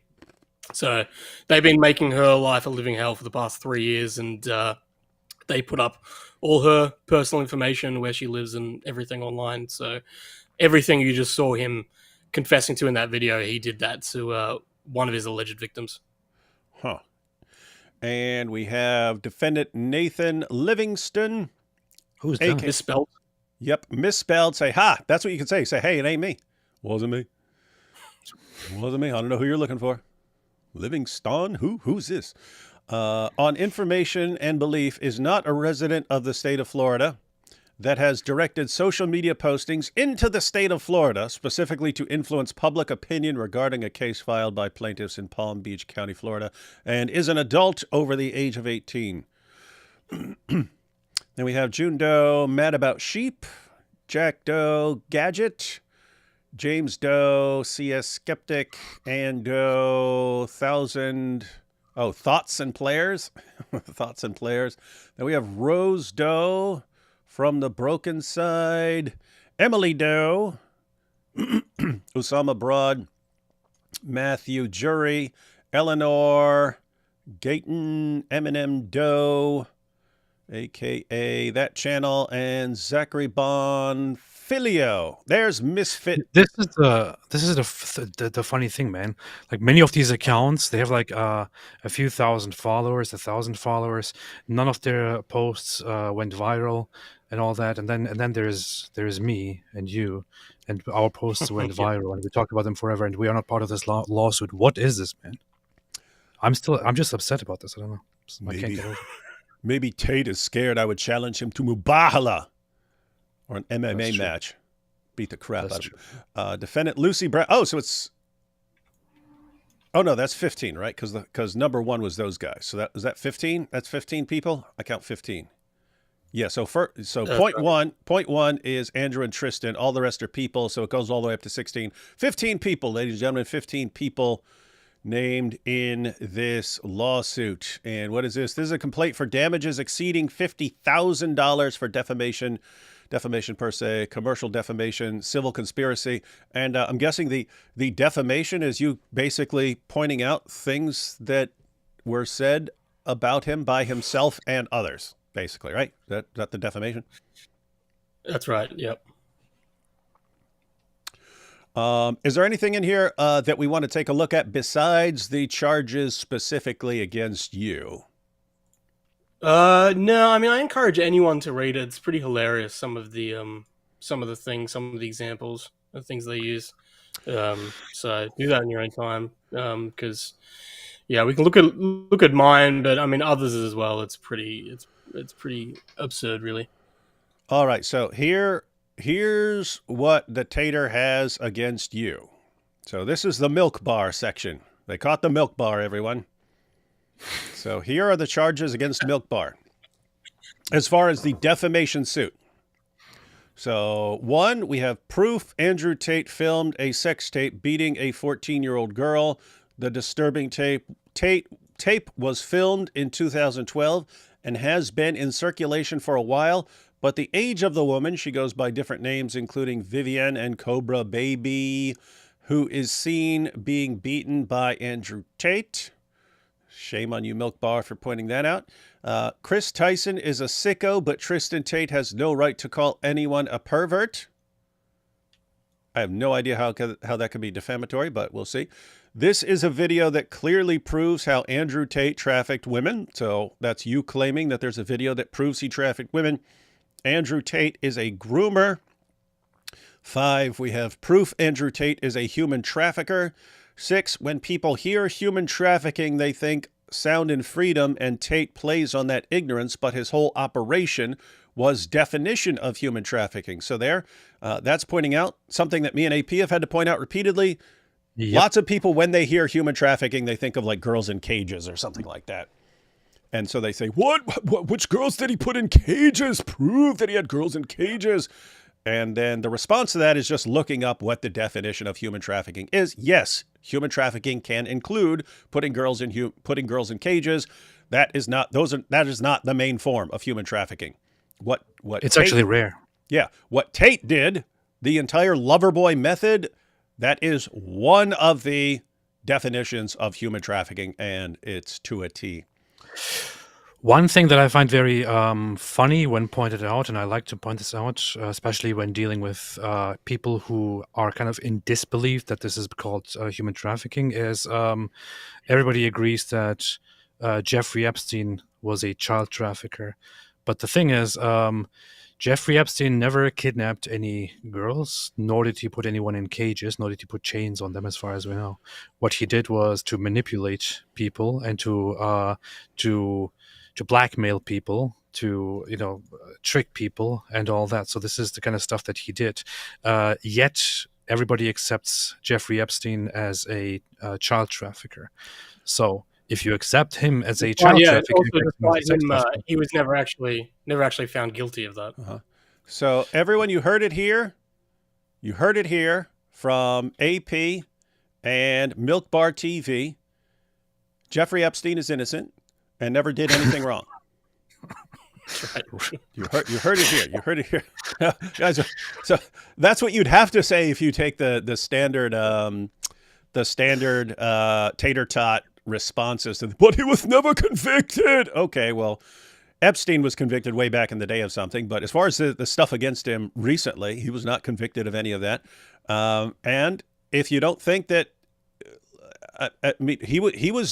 he wasn't putting kids in cages or anything like that either. So was he innocent of these things? Guys, actually learn what the law is, because these guys are breaking it. And then when we have, let's see, number 7, both have done well to call him out for the vile scumbag he is. How is calling someone a vile scumbag defamation? Let me put it this way. If there were any concept of consistency, calling someone a vile scumbag is defamation. Okay, well, anyone that Andrew Tate has ever responded to who has criticized him in any way, Tate would be guilty of defamation then, following this reasoning, because there is no evidence that I'm a scumbag. You can't prove that I'm an actual literal scumbag. Am I not a man? Do I not have flesh? Do I not have bones? Does a scumbag have these things? No, a scumbag only has scum. What a joke. Members of the jury, I've brought in Professor Oopingforth from Oxford University to provide expert testimony that I am not literally a scumbag. Oh boy. Andrew Tate, 8. Let's see, number 8 here. Andrew Tate is exactly the kind of vile human that sides with a pedophile. Oh, if he believes it benefits him. And then we have the criminal activities of these defendants, Tristan and Andrew Tate, are a form of slavery. So this is where some of these are just you stating like, okay, he's a scumbag and stuff. Some of these things are actual specific accusations and so on. But you've actually posted responses to all of this. In other words, you've shown where all of these claims are coming from. Yeah, I've attached, there's the thread I sent you where it has the specific posts that they're referring to. And so with some of these examples, they cut off what's in these posts. So like that last one, number 9, the criminal activities of these defendants are a form of slavery. That's a direct quote from the Romanian prosecutor. But they haven't included that, the rest of that post. So hang on. It says that I'm quoting the prosecutor. Hang on, let me get this straight. The Romanian prosecutor says, hey, you know what these guys are doing? By putting women in these situations and stuff, this is actually a form of slavery. And then you quote the lawyer, you quote the prosecutor saying, hey, this is a form of slavery, according to the prosecutor. And then, we're suing him for saying that this is a form of slavery. Yeah, I think it's in that thread. I think it's probably the last one. Where you can see how I'm quoting it, like in quotation marks, Romanian prosecutor. But they've cut that out to make it seem like that's just my statement. Let's see.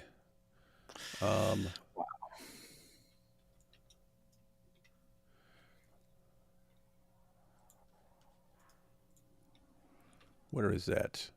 Vile human sides with a pedophile. And then, okay, yeah, you do. Hang on, let me see if I can get that up there. Let me see if I can get it up. Definitely not in the way Andrew Tate can't get it up without abusing women. But I'm referring to something completely different here, everyone who's watching. And I will just put that on the screen for everybody. Might have to crop it a bit, but. So we have here. So you can see the tweet up here. I'm trying to zoom in on this. There we go.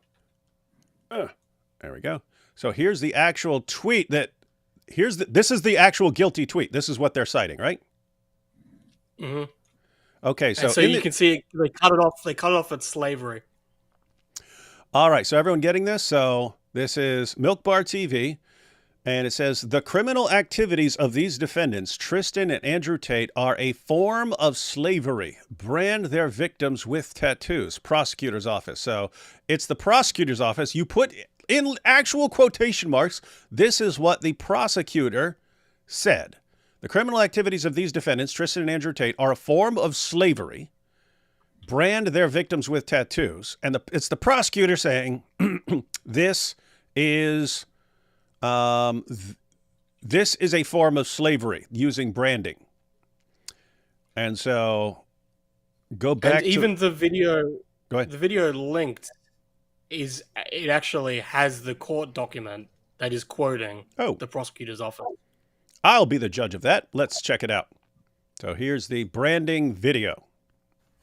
The branding comes up over and over again, doesn't it, the more you look into it? Yeah, the branding actually comes up in the 86-page document that was obtained from Romania. Whose voice is this? This is Crayon Murders. Aha, that's what I thought. Read part of that. It says the criminal activities of these defendants are a form of slavery, according to the prosecutor's office, like 19th century U.S. slave owners who branded their slaves with a red iron. Andrew Tate and Tristan Tate defendants brand their victims with tattoos indicating that they are the defendant's property. For example, they have tattoos with the message, owned by Tate, in English. This is insane, man. You cite actual evidence, and they put your quotation of the evidence as evidence that you defamed them. Yeah. What the? So following this reasoning, if I were to simply say, here's what someone is charged with, and here's what the prosecutor said, according to Tate, that is defamation, and I will sue you for it. Yeah. I mean, even me saying, proof Andrew Tate is a human trafficker, it features a clip of him that is being used as proof of him being a human trafficker. But they say, well, this is me here saying proof, human trafficker. It's like, well, but like we've already covered, him self-snitching is proof that he's a human trafficker. Yeah. It's really, really weird. It's here. I can say whatever I want and admit to whatever I want. And if you ever point out what I said, then it's defamation and I'll sue you.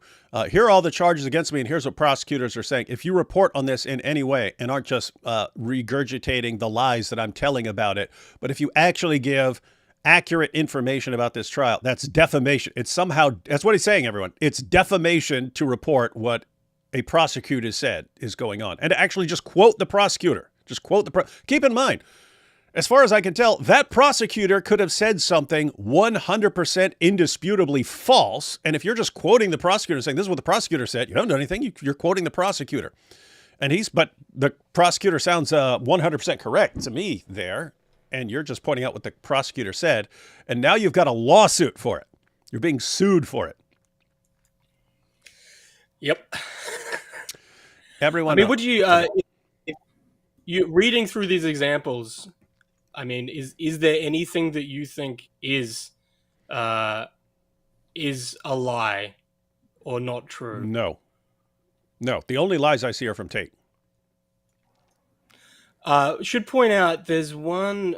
Like you said, there's one the where charges I called, against you. There's one where I called Tristan Tate a pervert. So they're claiming that's defamation. Let's see.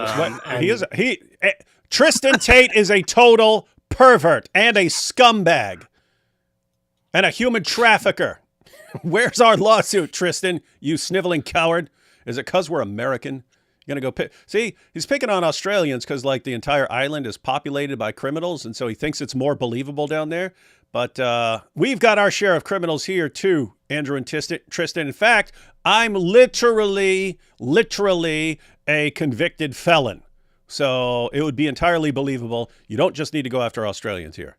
Bunch of cowards. The thing is, with the word pervert, so what they try to sometimes do is that if somebody accuses someone of being a pervert, and the other side then says this is defamation, they're trying to make the case that it is an accusation of kind of sexual deviance or something like that, or sexual. He's guilty as charged, based on his own words. And they try to make it look like that is completely defamation. But excuse me, we have videos in which he literally obsessively talks about how he tracks down virgins just to establish a relationship with them, very short, to then take their virginity and then dump them and to move on to the next virgin. Pervert. I don't believe anything you're saying, AP, so I'm going to have to see this for myself in video form. We want the receipts, ladies and gentlemen. We don't just believe anything any random Turkish ex-Muslim tries to tell us here. So here you have it up here, guys. Let's see. We have, this is one of the things that is being used in the lawsuit here. Nathan Livingston. And he said, there you have it. The case cracker.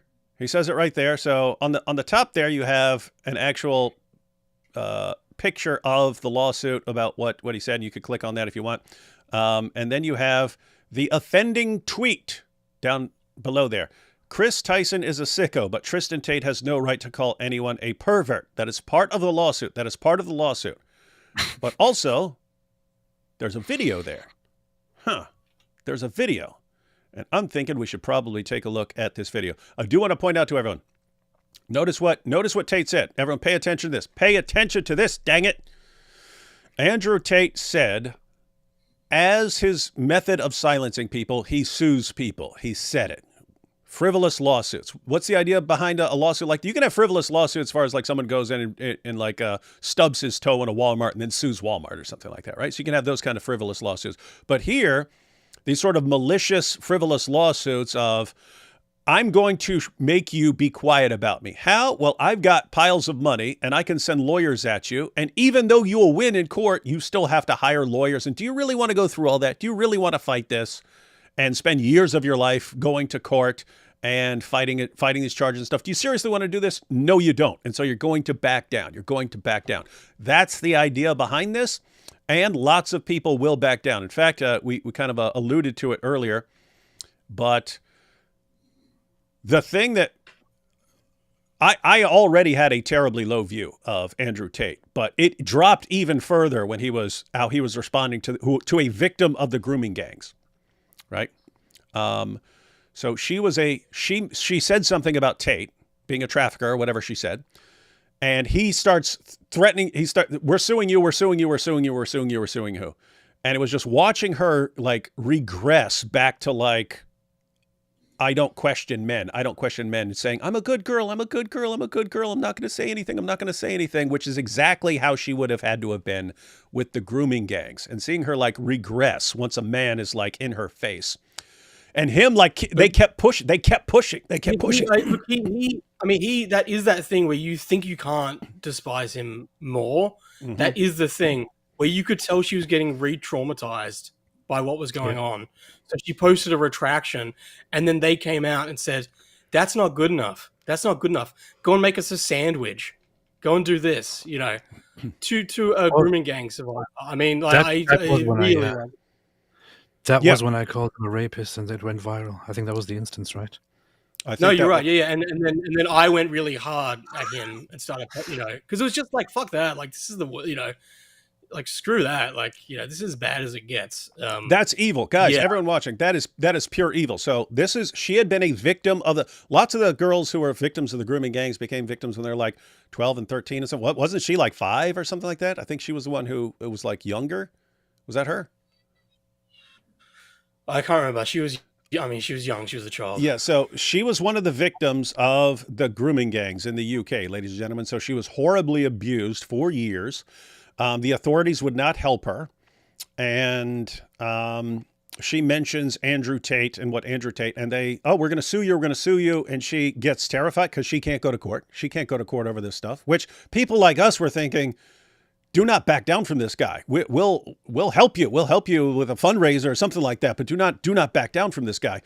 But she did, and it was just watching her like go back into the mode of someone who's just terrified of God, and them loving it. They were loving it and just heaping threats, and they loved being able to abuse and control this girl who had spent her life being abused and controlled. Finally got out of it, and they try to put her right back in this situation. Pure.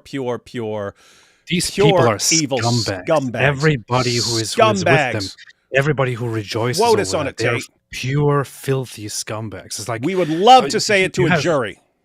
You know, we get concerned and upset and angry when we hear about grooming gang victims, and then you have a grooming gang victim, a victim of these grooming gangs, of these groomers, of these rapists, of these filthy bastards, and then you have Andrew Tate actually publicly bullying her, and his own very, very gay fans who just dream of him at night, fantasizing also about him, joining whacking in it to and him. also bullying her. So anybody who gets angry and upset about grooming gangs and what grooming gangs are doing, these people should be your enemies. These people should be seriously your enemies. These people are complete, pure, absolute scum. And any of you fans out there, you can have fans who actually don't know about this stuff, right? Like you can sort of be a distant fan of Andrew. Oh, he's really the top G. And maybe you don't know about this stuff. When you find out about this stuff and you still support him, like him re-traumatizing victims of grooming gangs and loving it and getting off on it and getting aroused on it and probably whacking off about it. Okay, do not ever tell me about how Andrew Tate. I regard you as an evil scumbag as well. And that's all I can regard you as. No excuses. No excuses. Yeah, and you know what? One of the elements of defamation is that the person doesn't believe the statement that they're saying, and that's why it's it has you has to be knowingly saying something, right? Yeah, and so I can say with all my body that I believe that Andrew Tate is a pure vile scumbag and a rapist. What about Tristan? Do you actually believe that Tristan is a pervert? Well, maybe we can roll the tape. Let's let Tristan decide for us, ladies and gentlemen. Does this man sound like a pervert? We will find out now. Let me tell you something about this cigar. It's like... Hang on. So just to be clear, this is the video where you said Tristan is a pervert, and this is the video. And so this is the evidence of what's being said here. We will all judge. Maybe we'll do a poll. Ladies and gentlemen, whether Tristan Tate is a pervert. And then he could sue us all. Just be aware. If you say yes, you could be guilty of defamation by saying this man is a pervert. Let me tell you something about this cigar. It's like taking the virginity of a really beautiful woman. I get to have this experience and no one else gets to have it again. It is a little bit better, but the real pleasure is in the fact that somebody else would love to have this, and I get it. What a pathetic. This good cigar here is like seducing a man who thinks that you're a beautiful cam girl, and you've got him right in the palm of your hand as you're talking about wanting him to give it to you. This cigar reminds me of those experiences of us getting men off for years to get their money. Makes sense. I'll give you that. I agree with that. So 3 months ago, I met this girl in Poland. And the last picture I uploaded, and I didn't upload it yet. I uploaded it when you were watching. Yeah. I met her in Poland 4 or 5 times. I took her out. Virgin, 18 years old. Yep. Beautiful girl. Now you've seen the picture. You know what she looks like. What do you think? 8.5, 9? Yeah. Easy. Yeah, smoking. So I took my time. Time and words had to be wasted. Did all the bullshit I usually do. There was no hard close on her. I left, gave her a big kiss, said, I'm going to miss you, etc., etc. Flew her to Romania. The first 2 days I spent with her in Romania, I purposefully, hear me out, John, chess. Ready? He's using his brilliant chess mindset. That's interesting. I didn't even know Tristan was a chess player as well, just like Daddy and Andrew. I booked her here for 3 days to fly here, okay? For the first 2 nights, I booked a hotel for her. And my assistant drove her to her hotel every night. I kissed her on the couch. Touched her. She liked me. She was into it. Georgiana's here. She's taking you home. First 2 nights, took her home. Third night, her flight was at 7 a.m. Baby, you may as well stay with me. Chess. Setup. This is what it takes to fuck 9 out of 10 virgins. When you are in the true abundance mindset of you can have the pick of the crop. You can have the world's most attractive women. I mean, one of my main chicks has 200,000 Instagram followers, and I took her virginity when she was 17. It's an abundance mindset. Yeah. I have so many girlfriends and so many wonderful girlfriends and so many virgins. And this is an argument no one but me ever says. Every woman was a virgin once. And everyone's like, all the women in this place are bad, and all the women in that place are bad, and all the women in that bad. Listen, if you get her before she's fucking sucked everyone's dick, if you get a girl with a body count of 0, you could turn her into a good girl. This girl had a body count of 1. I had taken her virginity. 2 of them. When they say good girls, seems like they mean girls who are completely under your control and then eventually do cam girl work for you. Those are the good girls. Yes. You train them to be completely compliant to whatever you want. Girls who were at that party, I had taken their virginities. So I took this girl's virginity. I mean, I know a virgin with webcams. Literally. I mean, she's not a virgin because I'm the only guy who's banged them. I said this in public. I only go down on women who are virgins. One of the girls I dated here, I famously said she was a 26-year-old virgin, and she was a 9. And people say, "Oh no, I don't believe it. There's no such thing as a 26-year-old virgin." I'm like, okay, you think I, Tristan Tate, don't know a virgin when he fucks one? Like seriously, fucking give me a break. I fuck so many virgins in this country because virgins will take me 10 dates, 20 dates to fuck. People are like, how do you wait that long? I don't wait.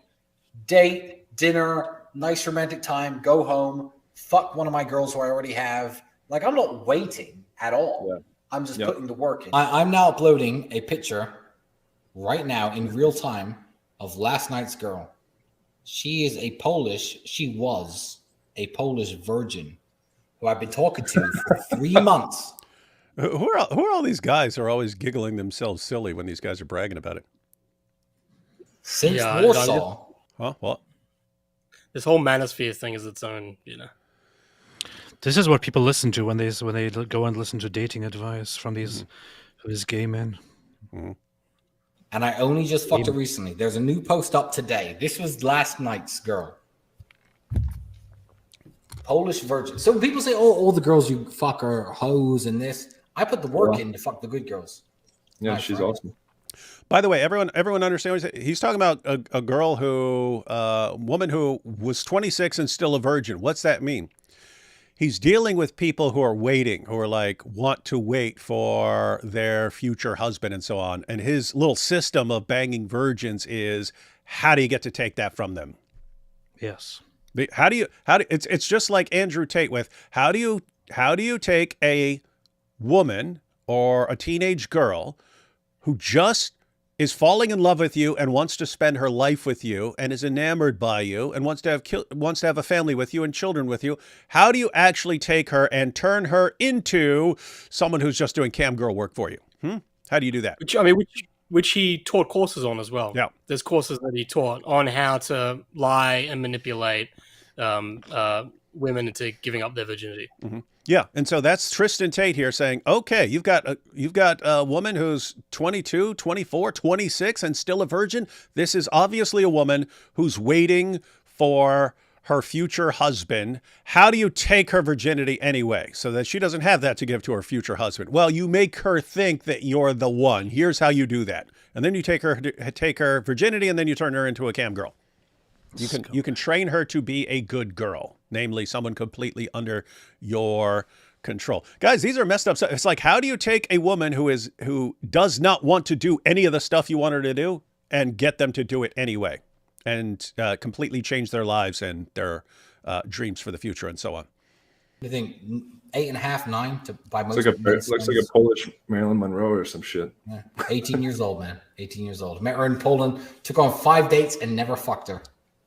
Until Romania last I think my record is seven dates before getting a close, and that was fucking annoying. And then after that was a Polish chick too. You see this? They're bragging again. But think Tristan's method is you just keep dating them for a while, go on dates and stuff, so that they think you're a guy who's waiting too. See, you're waiting for the special woman. What's that?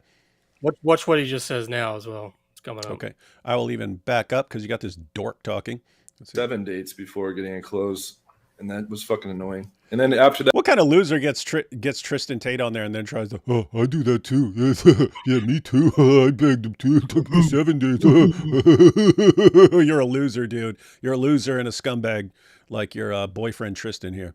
That was a Polish chick too. And then she said right after that, she said, well, now we have to be boyfriend, girlfriend, or we can't keep having sex. So that was that.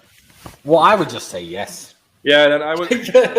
I'm a liar, bro. I'm a liar. I think I was moving. I was the second man she ever fucked in her whole life. Beautiful, big, natural tits. So cute. There you go. Man, it hurt her at every moment that I was doing it, but it felt good for me. So who gives a shit?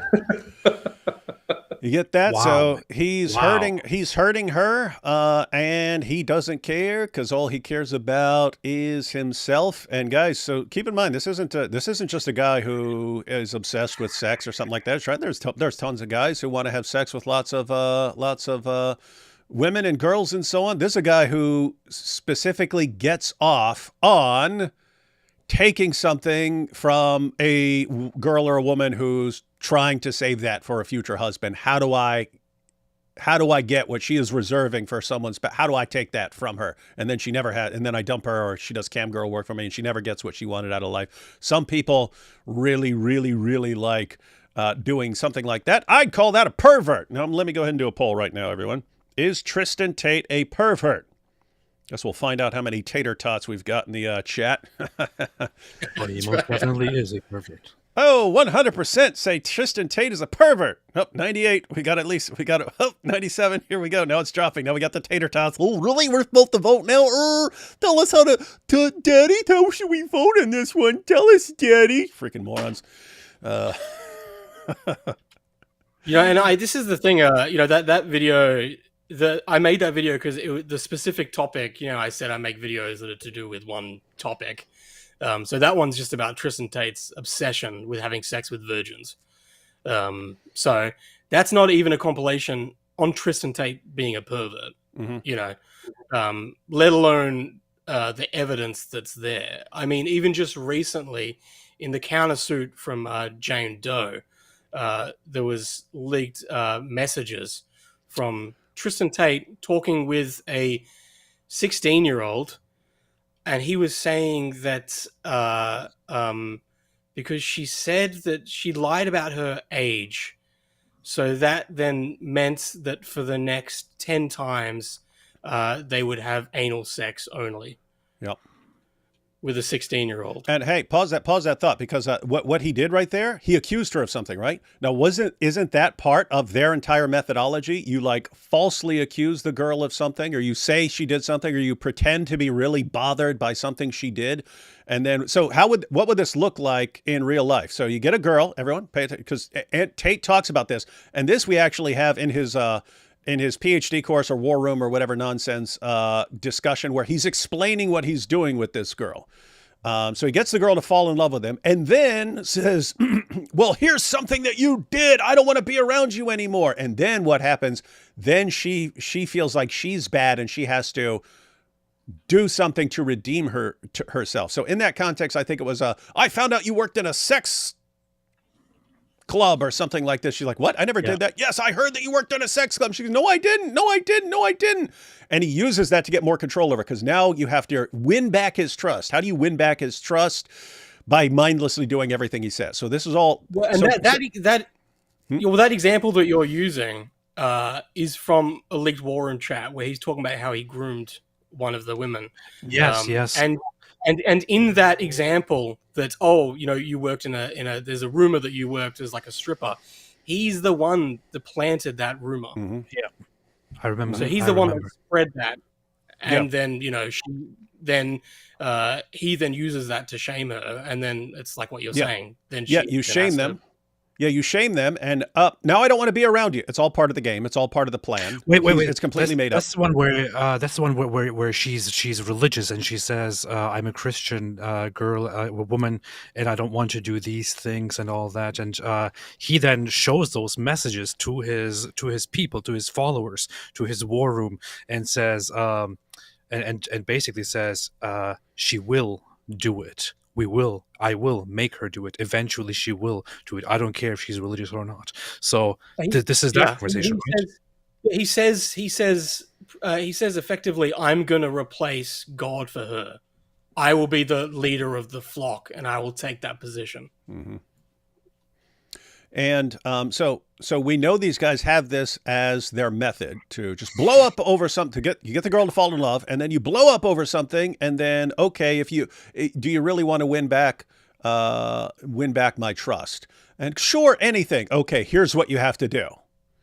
And we see this right here, right? He's got this girl. She's in love with him. She's 16 or whatever. And then, I found out you lied to me. I found out I don't want anything to do with you. You lied to me. No, I'll do anything. Okay.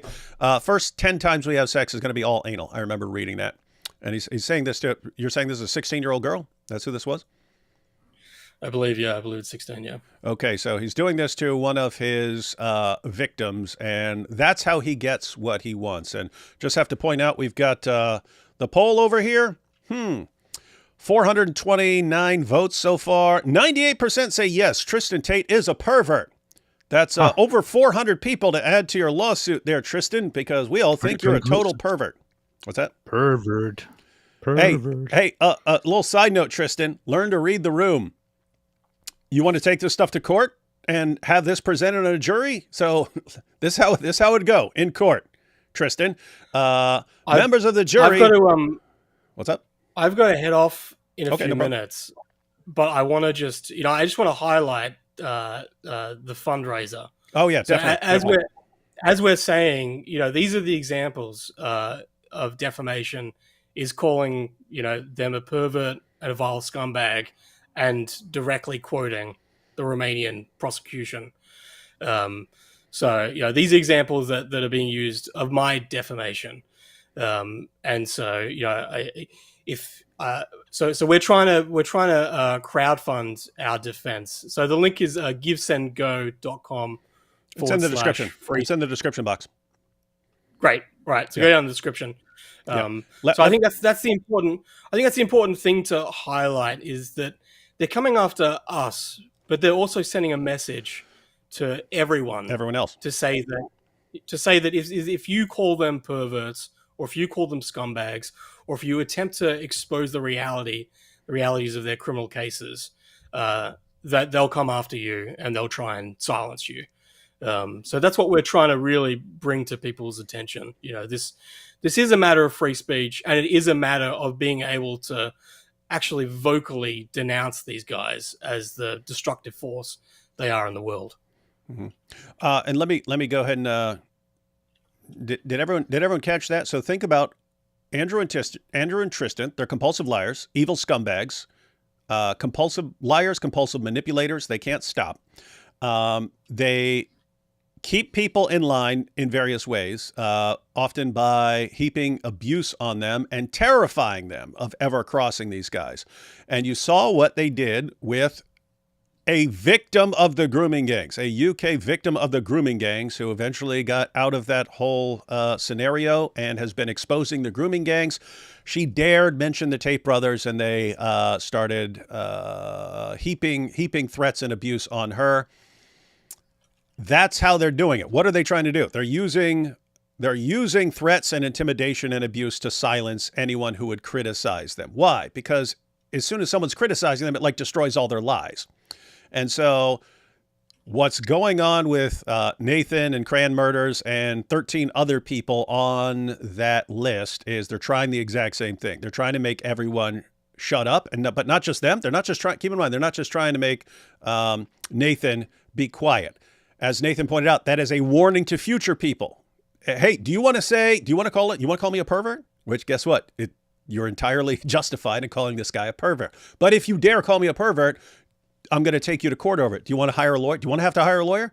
So, guys, this is they're basically trying to silence their current critics and their future critics with this, and you just can't let them win on this. You can't. So you're basically standing your ground to the end, right, Nathan?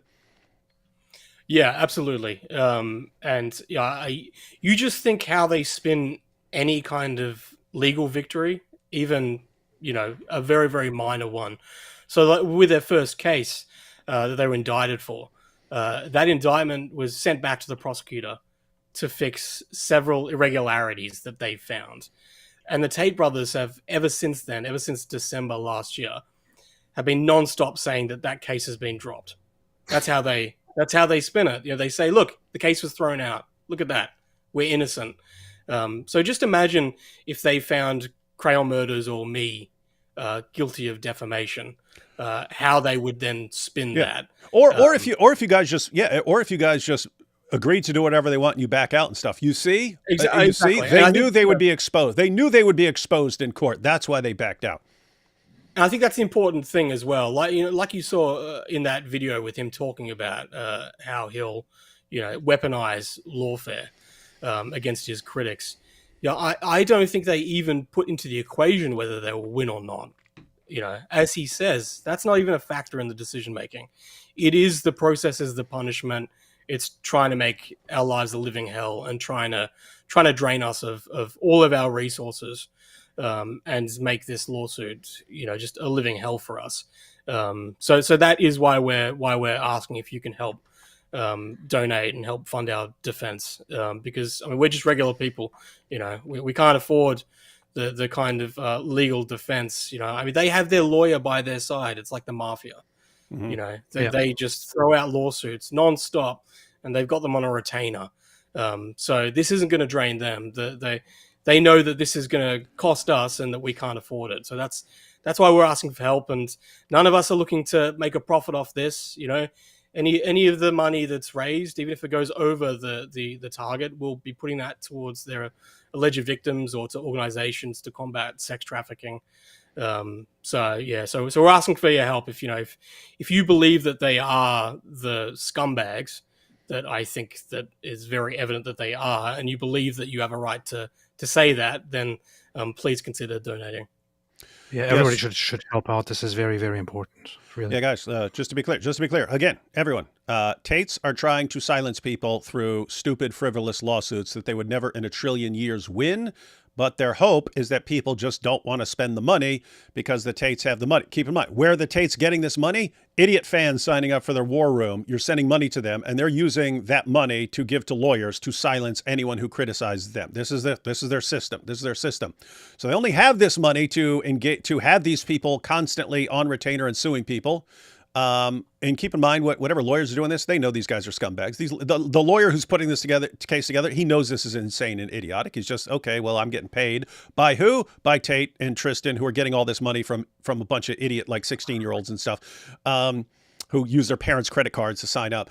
But so that's what they're doing, and their goal is to silence people. And guess what? You don't want to live in a world where the most evil scumbags around get to silence everyone else and be just corrupting endless people, destroying people's lives. And so you don't want to let them get away with it. And so everyone, the link is in the description box for the fundraiser. They don't know what it's going to cost because they don't know they don't know how far these guys are going to go with it, whether they're going to have to actually go to court and stuff like that. So there's a high goal.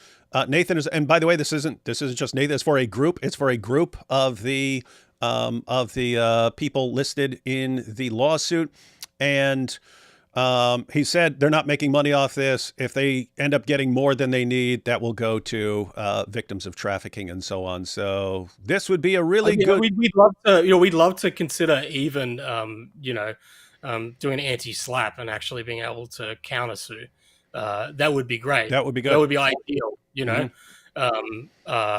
But yeah, again, these things cost money. So I mean, we haven't weighed that up yet. But that would be ideal because we want to take the fight to them. We're not gonna back down. I think that's what they think we'll do. And that's the thing. As you're saying, there really is no reason why Ridvan or you aren't part of this suit. They've calculated who they're going after. I don't know what that calculation is, but I think partly it is because of how effective some of us have been, like Crayons and I, if I can try and be modest, but that's where it's just, it is frivolous. It makes no sense. So any of I do want to add something here as well, and I think I would like this to be clipped and published as well. Andrew Tate and Tristan Tate, from the beginning, as soon as I found out years ago about the things that you have done, I have been there posting about you two scumbags and sex traffickers. So I believe fully, and I will say again and again, that you are sex traffickers and that you definitely, Andrew Tate, are a rapist by your own admission.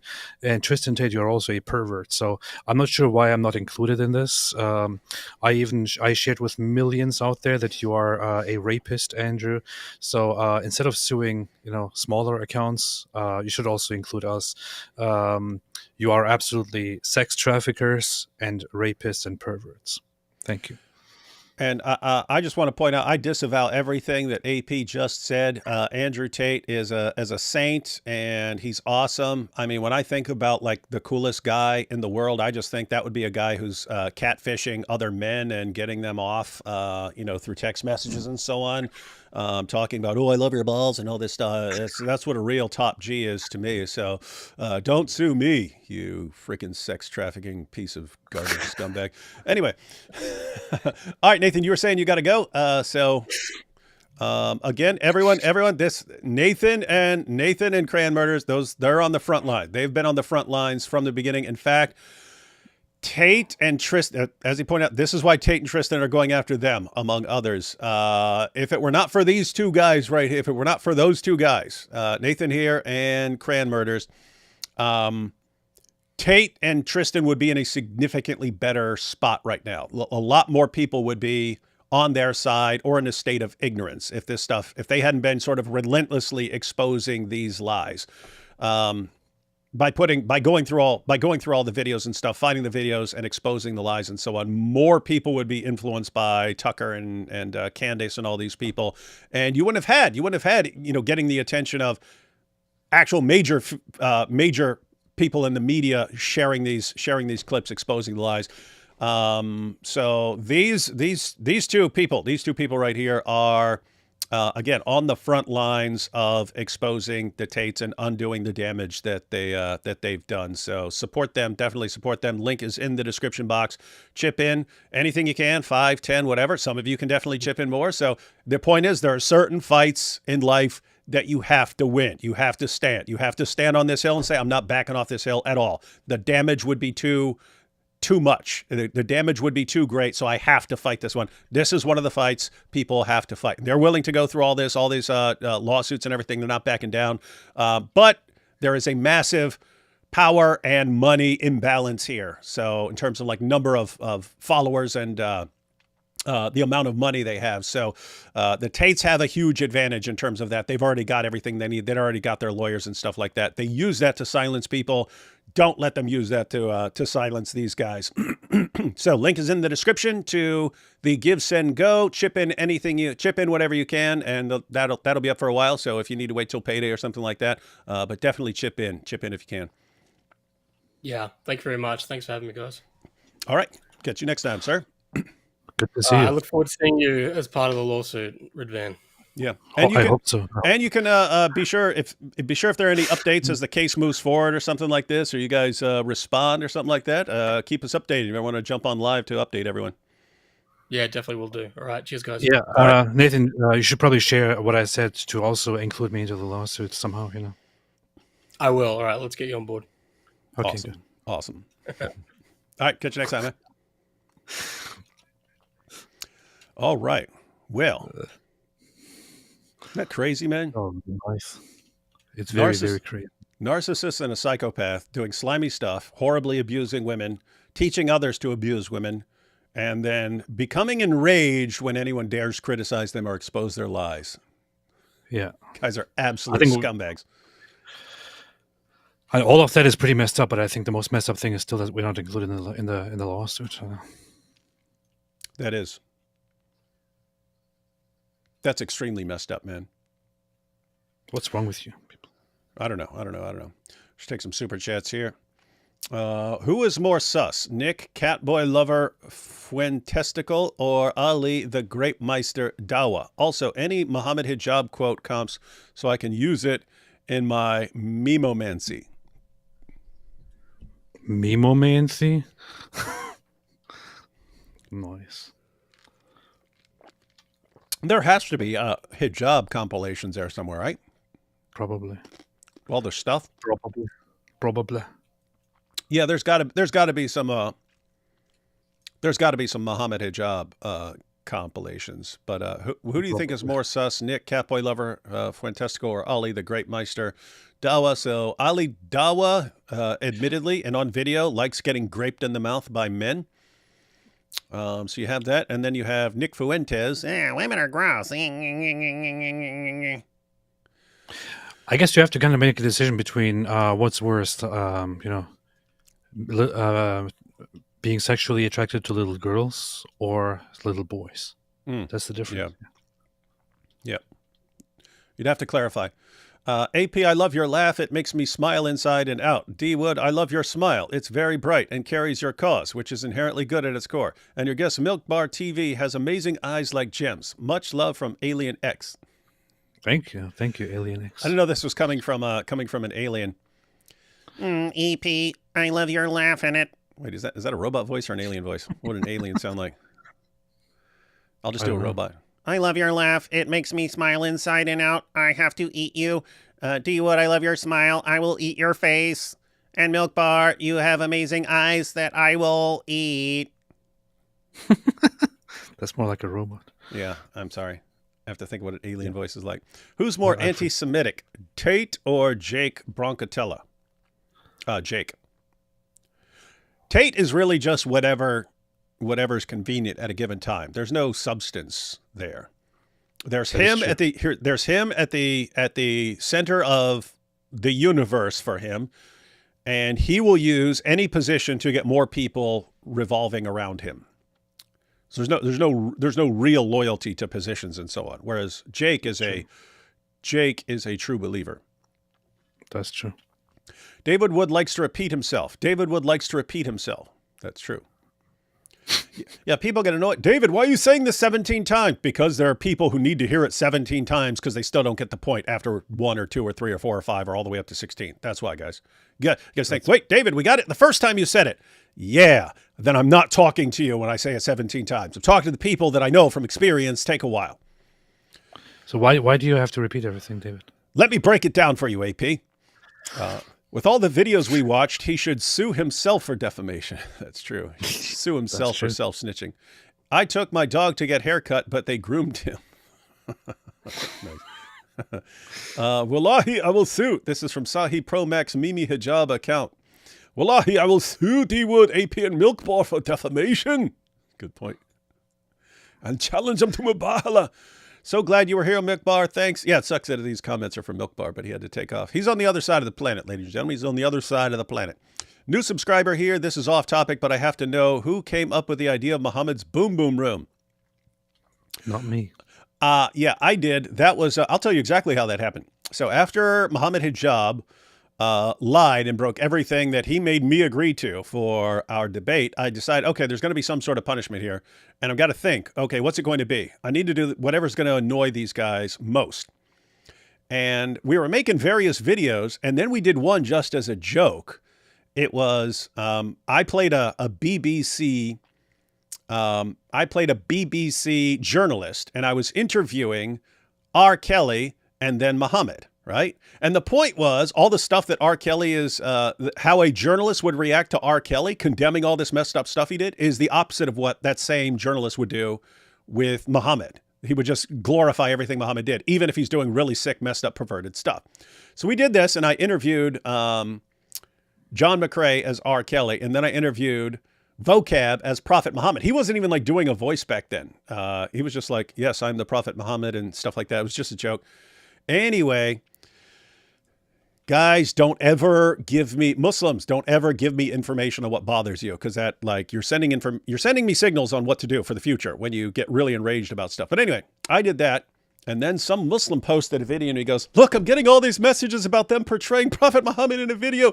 Just, guys, we got to figure this out and stuff. And I was like, oh, that's what annoyed you, eh? Huh. All right. Well, I'm going to have a series where Muhammad interviews other people and then blows them up and stuff. And I actually said during I don't remember, a live stream or a video or something, I said, what should be a good name for it?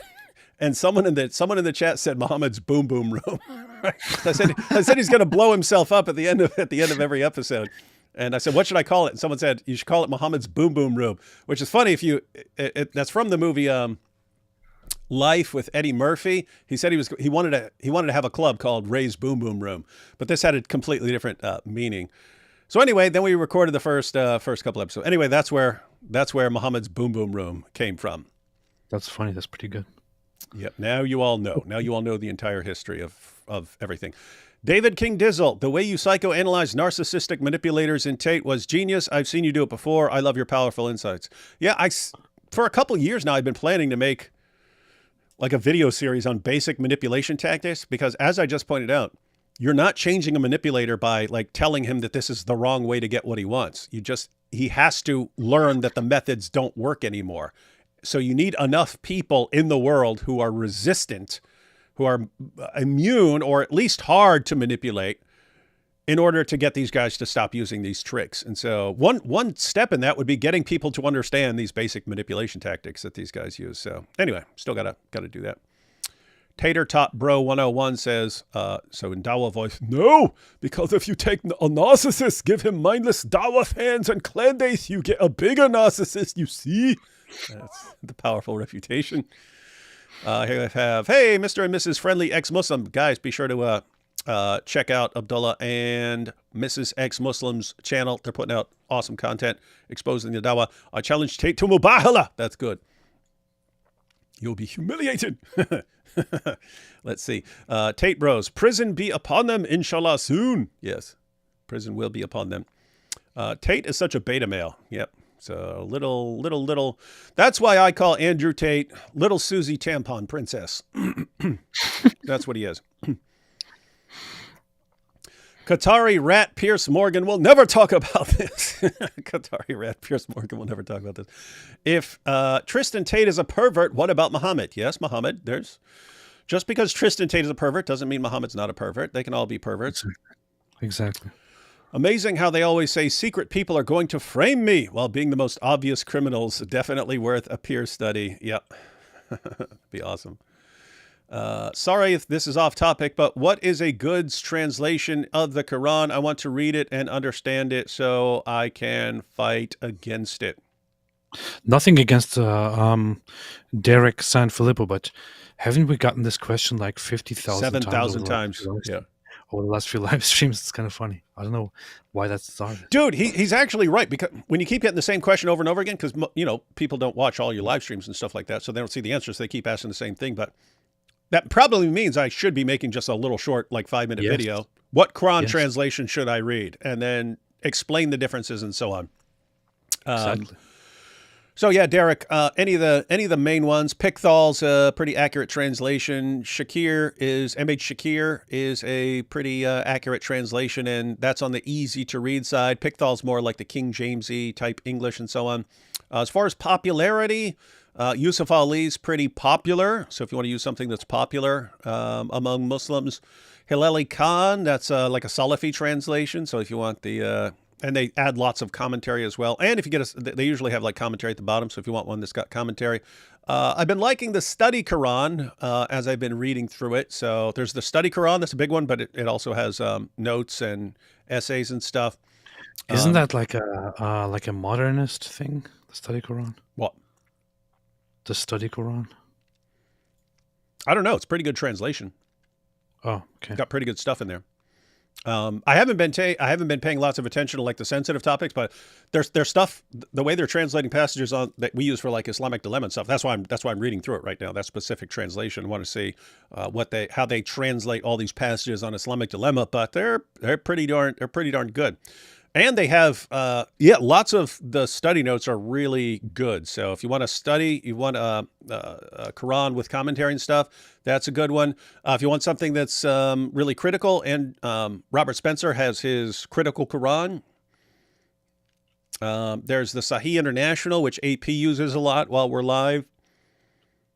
I'm trying to think of others. There's the Clear Quran and the Oxford Quran, the Halim. They kind of water down some passages, but they're easy to read. So kind of depends on what you're looking for. That's what they do.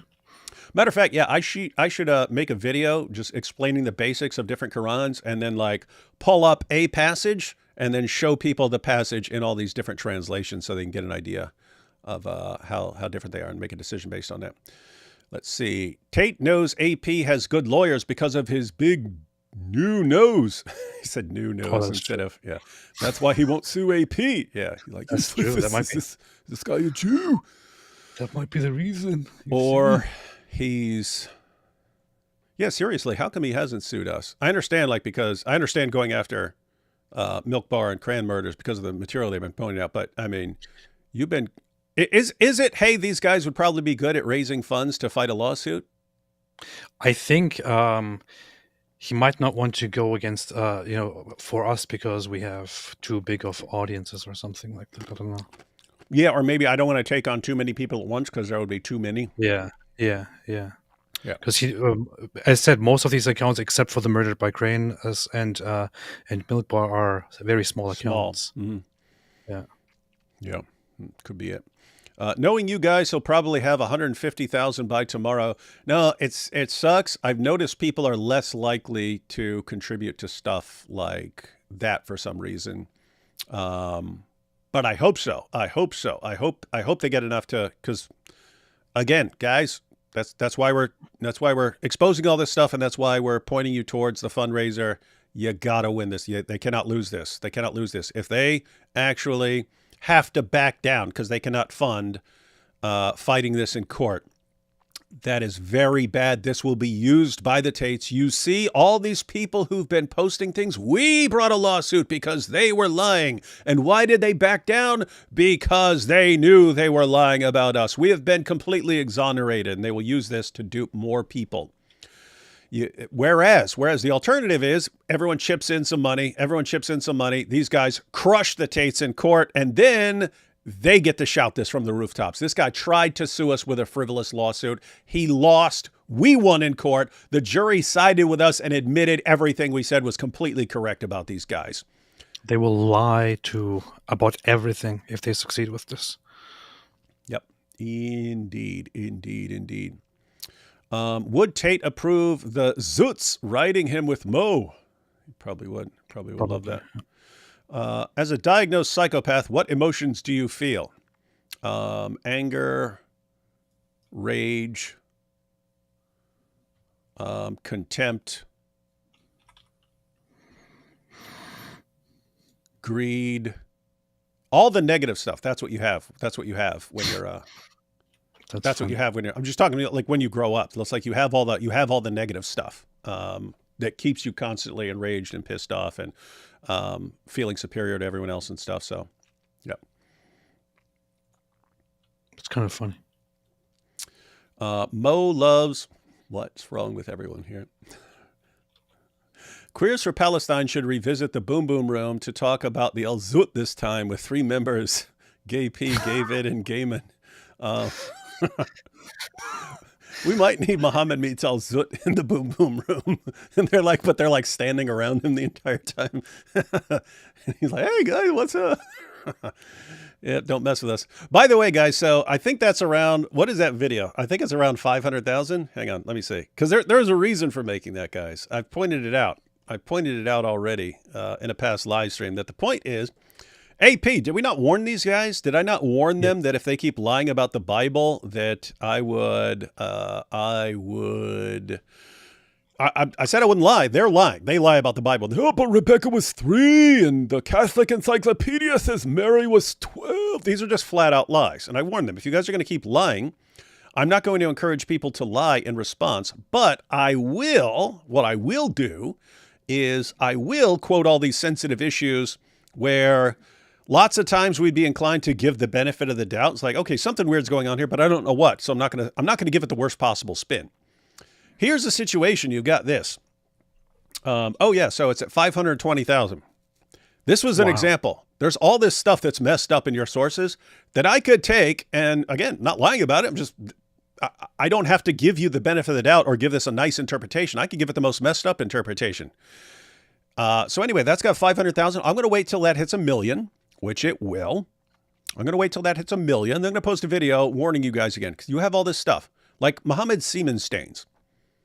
What's the source of the semen stains? Well, the best scenario is like he's using his own garments that he goes to the mosque with as a semen rag after he has sex. That's the best interpretation. The best interpretation, he's gross. Worst interpretation, that's someone else's semen, like Behel Kalbi's or even a goat's or something like that. Guess what? We don't know where the semen actually came from. We don't know, which means all we have are theories. I can go with the worst, meanest theory if I want to, and I can put that out there. Same thing with Muhammad sleeping with his dead aunt in the grave. Went and slept in her grave. The word there, it's like our English word, he slept with her. It can just mean slept, but it can also mean banged. What happens? We can give that the worst possible interpretation. You got all these hadiths about Muhammad being in the garments of his wives. There are other people, what is this, a euphemism for something? It's just mean he's like under the covers and, he folds her garment over. What is this? Well, the worst interpretation that according to you would be that he's actually prancing around and he's a cross-dresser. Guess what, guys? I could take any one of these issues and spread it around and get 1 million people all pointing that out. Look at what your prophet did. I can do that. And it's not even lying. It's like, okay, that's what it sounds like that. Normally we just were inclined to give the benefit of the doubt. Okay, maybe it was something else. And then people don't use it. We can all be using this stuff left and right. And if you want to go there because you're actually lying, I can get everyone going in these places with your prophet, and you're not going to like it, but this is your choice. This makes me want to make a song called Where'd the Semen Come From? You got to figure out a good. Is that going to be a parody of something? If so, we need something like that, or just a song. Where did the semen come from? Where did the semen come from? Something like that. Where did that semen come from? Was it from a goat or from our zoot? Was it D.L. Cubby or does Muhammad just make a semen rag out of his suit that he wears to the mosque where he hugs it out with all his Dawa bros, leaking semen all over their clothes? That was improv, man. I even have multiple rhymes in there. See, people sit there and think that, and they're like, "Oh man, David must have been working on that song for years." No, that was just straight out the dome. Genius, man. So we've got Bo Rudder there. Yes, you've got Robert Spencer's Critical Quran. There he includes critical commentary. So definitely good to have Robert Spencer's Critical Quran. I don't know what situation you're going to be using that. If you're going to be sitting down talking to a Muslim, you probably don't want the Critical Quran there because he's going to be like, "Oh, I'm not listening to you. You're an Islamophobe," or something like that. Good for your own personal research, though. What is Muhammad's trans name? Momo the Homo. What do you think? That's true. That's it. Oh, no, that's not a trans, though. I don't know. I'd have to think about his trans name. We need a David Wood study Quran flavored. So if we get hungry while studying, we can just vent a page. Yeah. I'm going to make mine out of chocolate. It could be a thing. It could be a study Quran that at the end of it also has has multiple random Quran pages that you can always rip out and eat. Yeah. And then some can be like scratch and sniff. And it can have pages that have targets on them for use with target practice. We could actually have a whole Quran activities pack. Hey, we could sell a Quran activities a Quran desecration activities pack. How awesome would that be? You get a box, you get a whole box. It's like an Artsa box, but it's filled with different ways to. That's a good idea. Yeah, that's not something you could sell on Amazon or something like that. But we should make some boxes one day and like at a conference or something like that, and have everyone can get their own Quran desecration activity pack. Wait, but you laugh often. What emotion is that? Yeah, I don't know. What emotion is that? Tickles. Yeah, I have that one. Let's see. No, never hold back. Always bring this up. It's Wasabi Pimp Ninja. Not sure exactly what you're... Never hold back. Always bring this up. I'm not sure which one you're talking to, but yeah, I definitely need to bring all that stuff up. Oh, yeah. I guess you're talking about all the things I were just talking about Muhammad. Yeah, bring that stuff up all the time. Bring up Al-Zut all the time. They've brought themselves to this point. JP Uncut says, you have a nice smile indeed. Can't wait to see you in New York City, possibly. Oh, we'll be in New York City, JP Uncut. You know what's coming with God Logic. Most ethical man is Mo. This needs to be torn. That's true. Very ethical. Stop making me laugh at such horrible things. Yeah, AP, making Celeria laugh at all this messed up stuff, man. Yeah, shame on you, shame on you, shame on you. Disgusting. All right. Anything else we need to cover to do with any of this? I have a ton of videos to pull up, but a lot of people have seen these videos, seen if anything else. Yeah, because, matter of fact, I don't have it in there right now, ladies and gentlemen, but matter of fact, I'll put it in right now. I wanted to add, so we saw earlier, matter of fact, I will put this back on the screen. I'll put this back on the screen. The claim specifically against MilkBar. The claim specifically against MilkBar.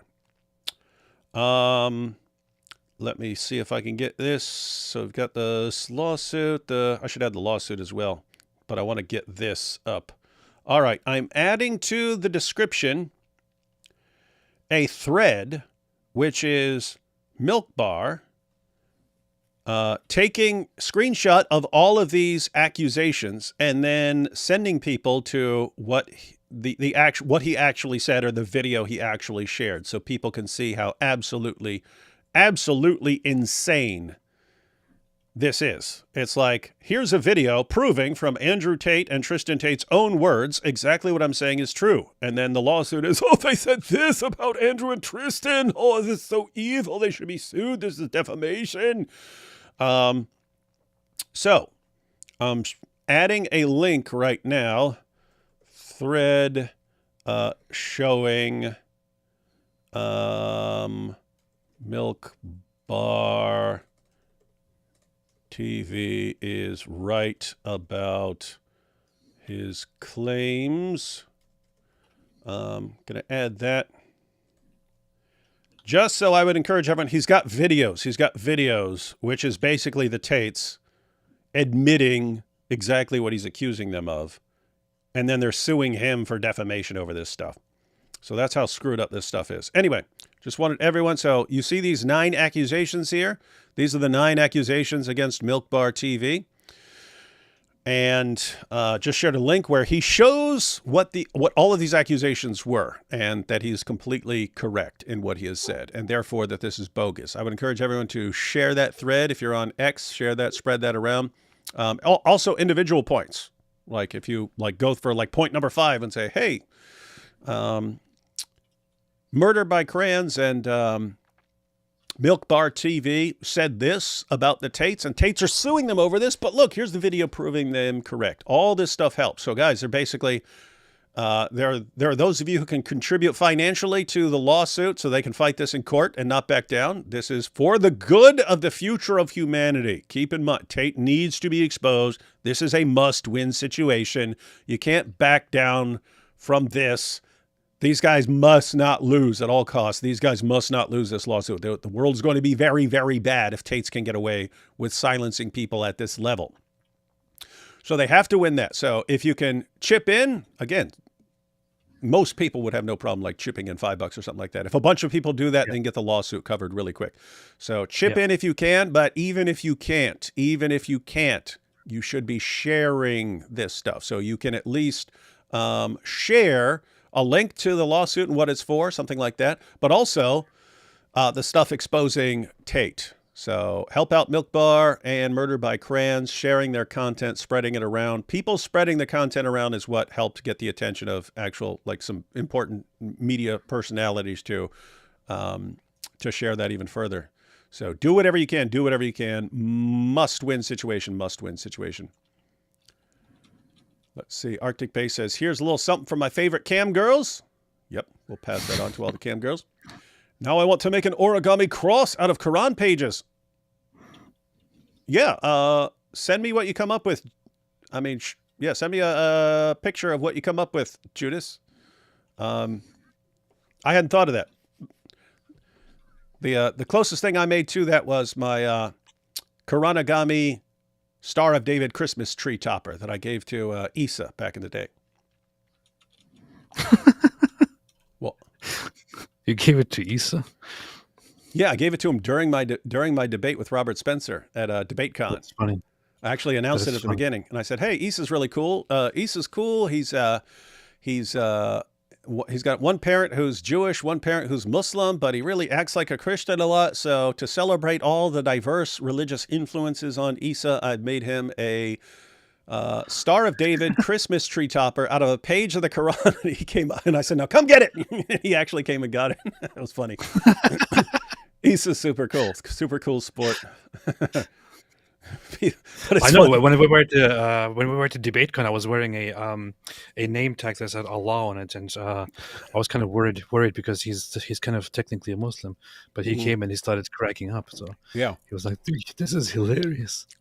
And see, he's got a good attitude in the sense that if you were a Muslim and you didn't care about something like that, there's basically 2 possibilities. So one possibility would be you actually don't care about God at all or something like that. You don't care about any of these things, and that's why you wouldn't be bothered by it. The other alternative is what his perspective actually is. He thinks God is beyond all this stuff, and he's not getting all butthurt over stuff that we're doing and stuff. Reasons to laugh: Schadenfreude, absurdity, mirth. There we go. So those are the reasons I laugh. AP, Produce David Seaman's song ASAP. Okay, so you got to take what I'm doing it right now. You got to take what got to take my awesome improv session and make it even better, if that's even possible. Has Fareed said anything about the Islamic dilemma? Back in the day, I don't know if he said anything recently. If so, I haven't seen it. But if he does, and he will, because they're going to go, watch, they're all going to go into panic over this. It's going to happen. They're all going to go into panic mode over this. And Fareed is one of the guys who'll be trying to respond and be giving terrible responses. What are you saying? We should probably make a response to something that Fareed said recently. I don't know if you saw that. Did IP send it to you? What is it? So Fareed responded to IP on Twitter. I wanted to respond to Fareed, but Fareed blocked me a while ago. Which is funny. He didn't block me because he got annoyed by me commenting on him. He blocked me because he said he's annoyed to see my posts and to see people talking about me. It makes him feel very sad. But so what he did is he responded to something that IP made a post in which he pointed out that the Gospel of John is a witness testimony, and Fareed then responded to it by saying that there is no single instance in the Gospel of John where the author actually says, I saw this or Jesus said this to me. Has he read it? I guess he would be correct if you are going to say there is no explicit statement in the Gospel of John where he says, Jesus said this to me, or I saw this. Yeah, if you were looking for some exact words combination rather than... Yeah. But it's very, very clear, no matter who you are, that the Gospel of John, that the author of the Gospel of John clearly is describing himself as witnessing things and being told things in the presence of Jesus and the apostles. But Fareed chimed in and said, actually, in the Gospel of John, there is not a single instance where the author said, Jesus told me this, so I have seen this. So that probably needs some reaction, I don't know. Dawa is very, very, very powerful. Very powerful. Yeah, we might have to do something. Might have to do something on that. Let's see. Yeah, I think that's it as far as this issue is concerned. So, guys, help out MilkBarTV and Murder by Crayons, however you can. I got links in the description to the fundraiser and to the thread going through all this stuff and so on. Help those guys out if you can. Make a Kuranagame doll of Bottom G, man. Yes. That'd be cool. I actually thought it's a serious nightmare. It's a serious nightmare. There is a way to make an origami sports car. It's very advanced and sort of nightmarish. But for years, I've been planning to make Andrew Tate an origami Bugatti. A Kuranagami Bugatti. I planned that a couple years ago. I never got around to do it. It's because you have to. For when I would do Kuranagami in a video and like just be folding it up, that means I practice that a lot, right? So one, you have to learn how to make it, and then you have to get to where you can make it very, very easily, like off the top of your head while you're being recorded and stuff like that. And so it's a nightmare series of folds to get a sports car. Something you can make a cheesy little sports car. But you could actually make one that looks like a fancy sports car. It's kind of a nightmare situation, but yeah, we'll have to see if there comes a time where I'm willing to dedicate basically 3 days of my life to making Andrew Tate a Bugatti out of the Quran. I'll do it. Let's see. And Tarun here. Matt Dilla and Mo Hijab are needed for laughs. Enough with the veganism, Tarun. We're not falling for it. And Andrew can be bad, but why Tristan hated? Tristan is every bit as awful as Andrew, if not worse so. I think Tristan might actually be worse than Andrew Tate, despite appearing not to be so. That's possible. That could be. Guy is sick, evil pervert. Yep. And we said it here. We said it here, Tristan, in case you want to tack that onto the lawsuit. Woohoo! All right, guys. We got anything planned, AP, for the future? Anything worth noting? Are you live with Robert tomorrow? I'll be live with Robert for This Week in Jihad tomorrow. Powerful. So that's what we do. Live with Robert tomorrow, and then should have a video up in the morning, guys. Should have a video up in the morning. Pretty dope stuff. Good stuff. So check that out. All right, everyone. Catch y'all next time. Catch y'all on the flippity flop.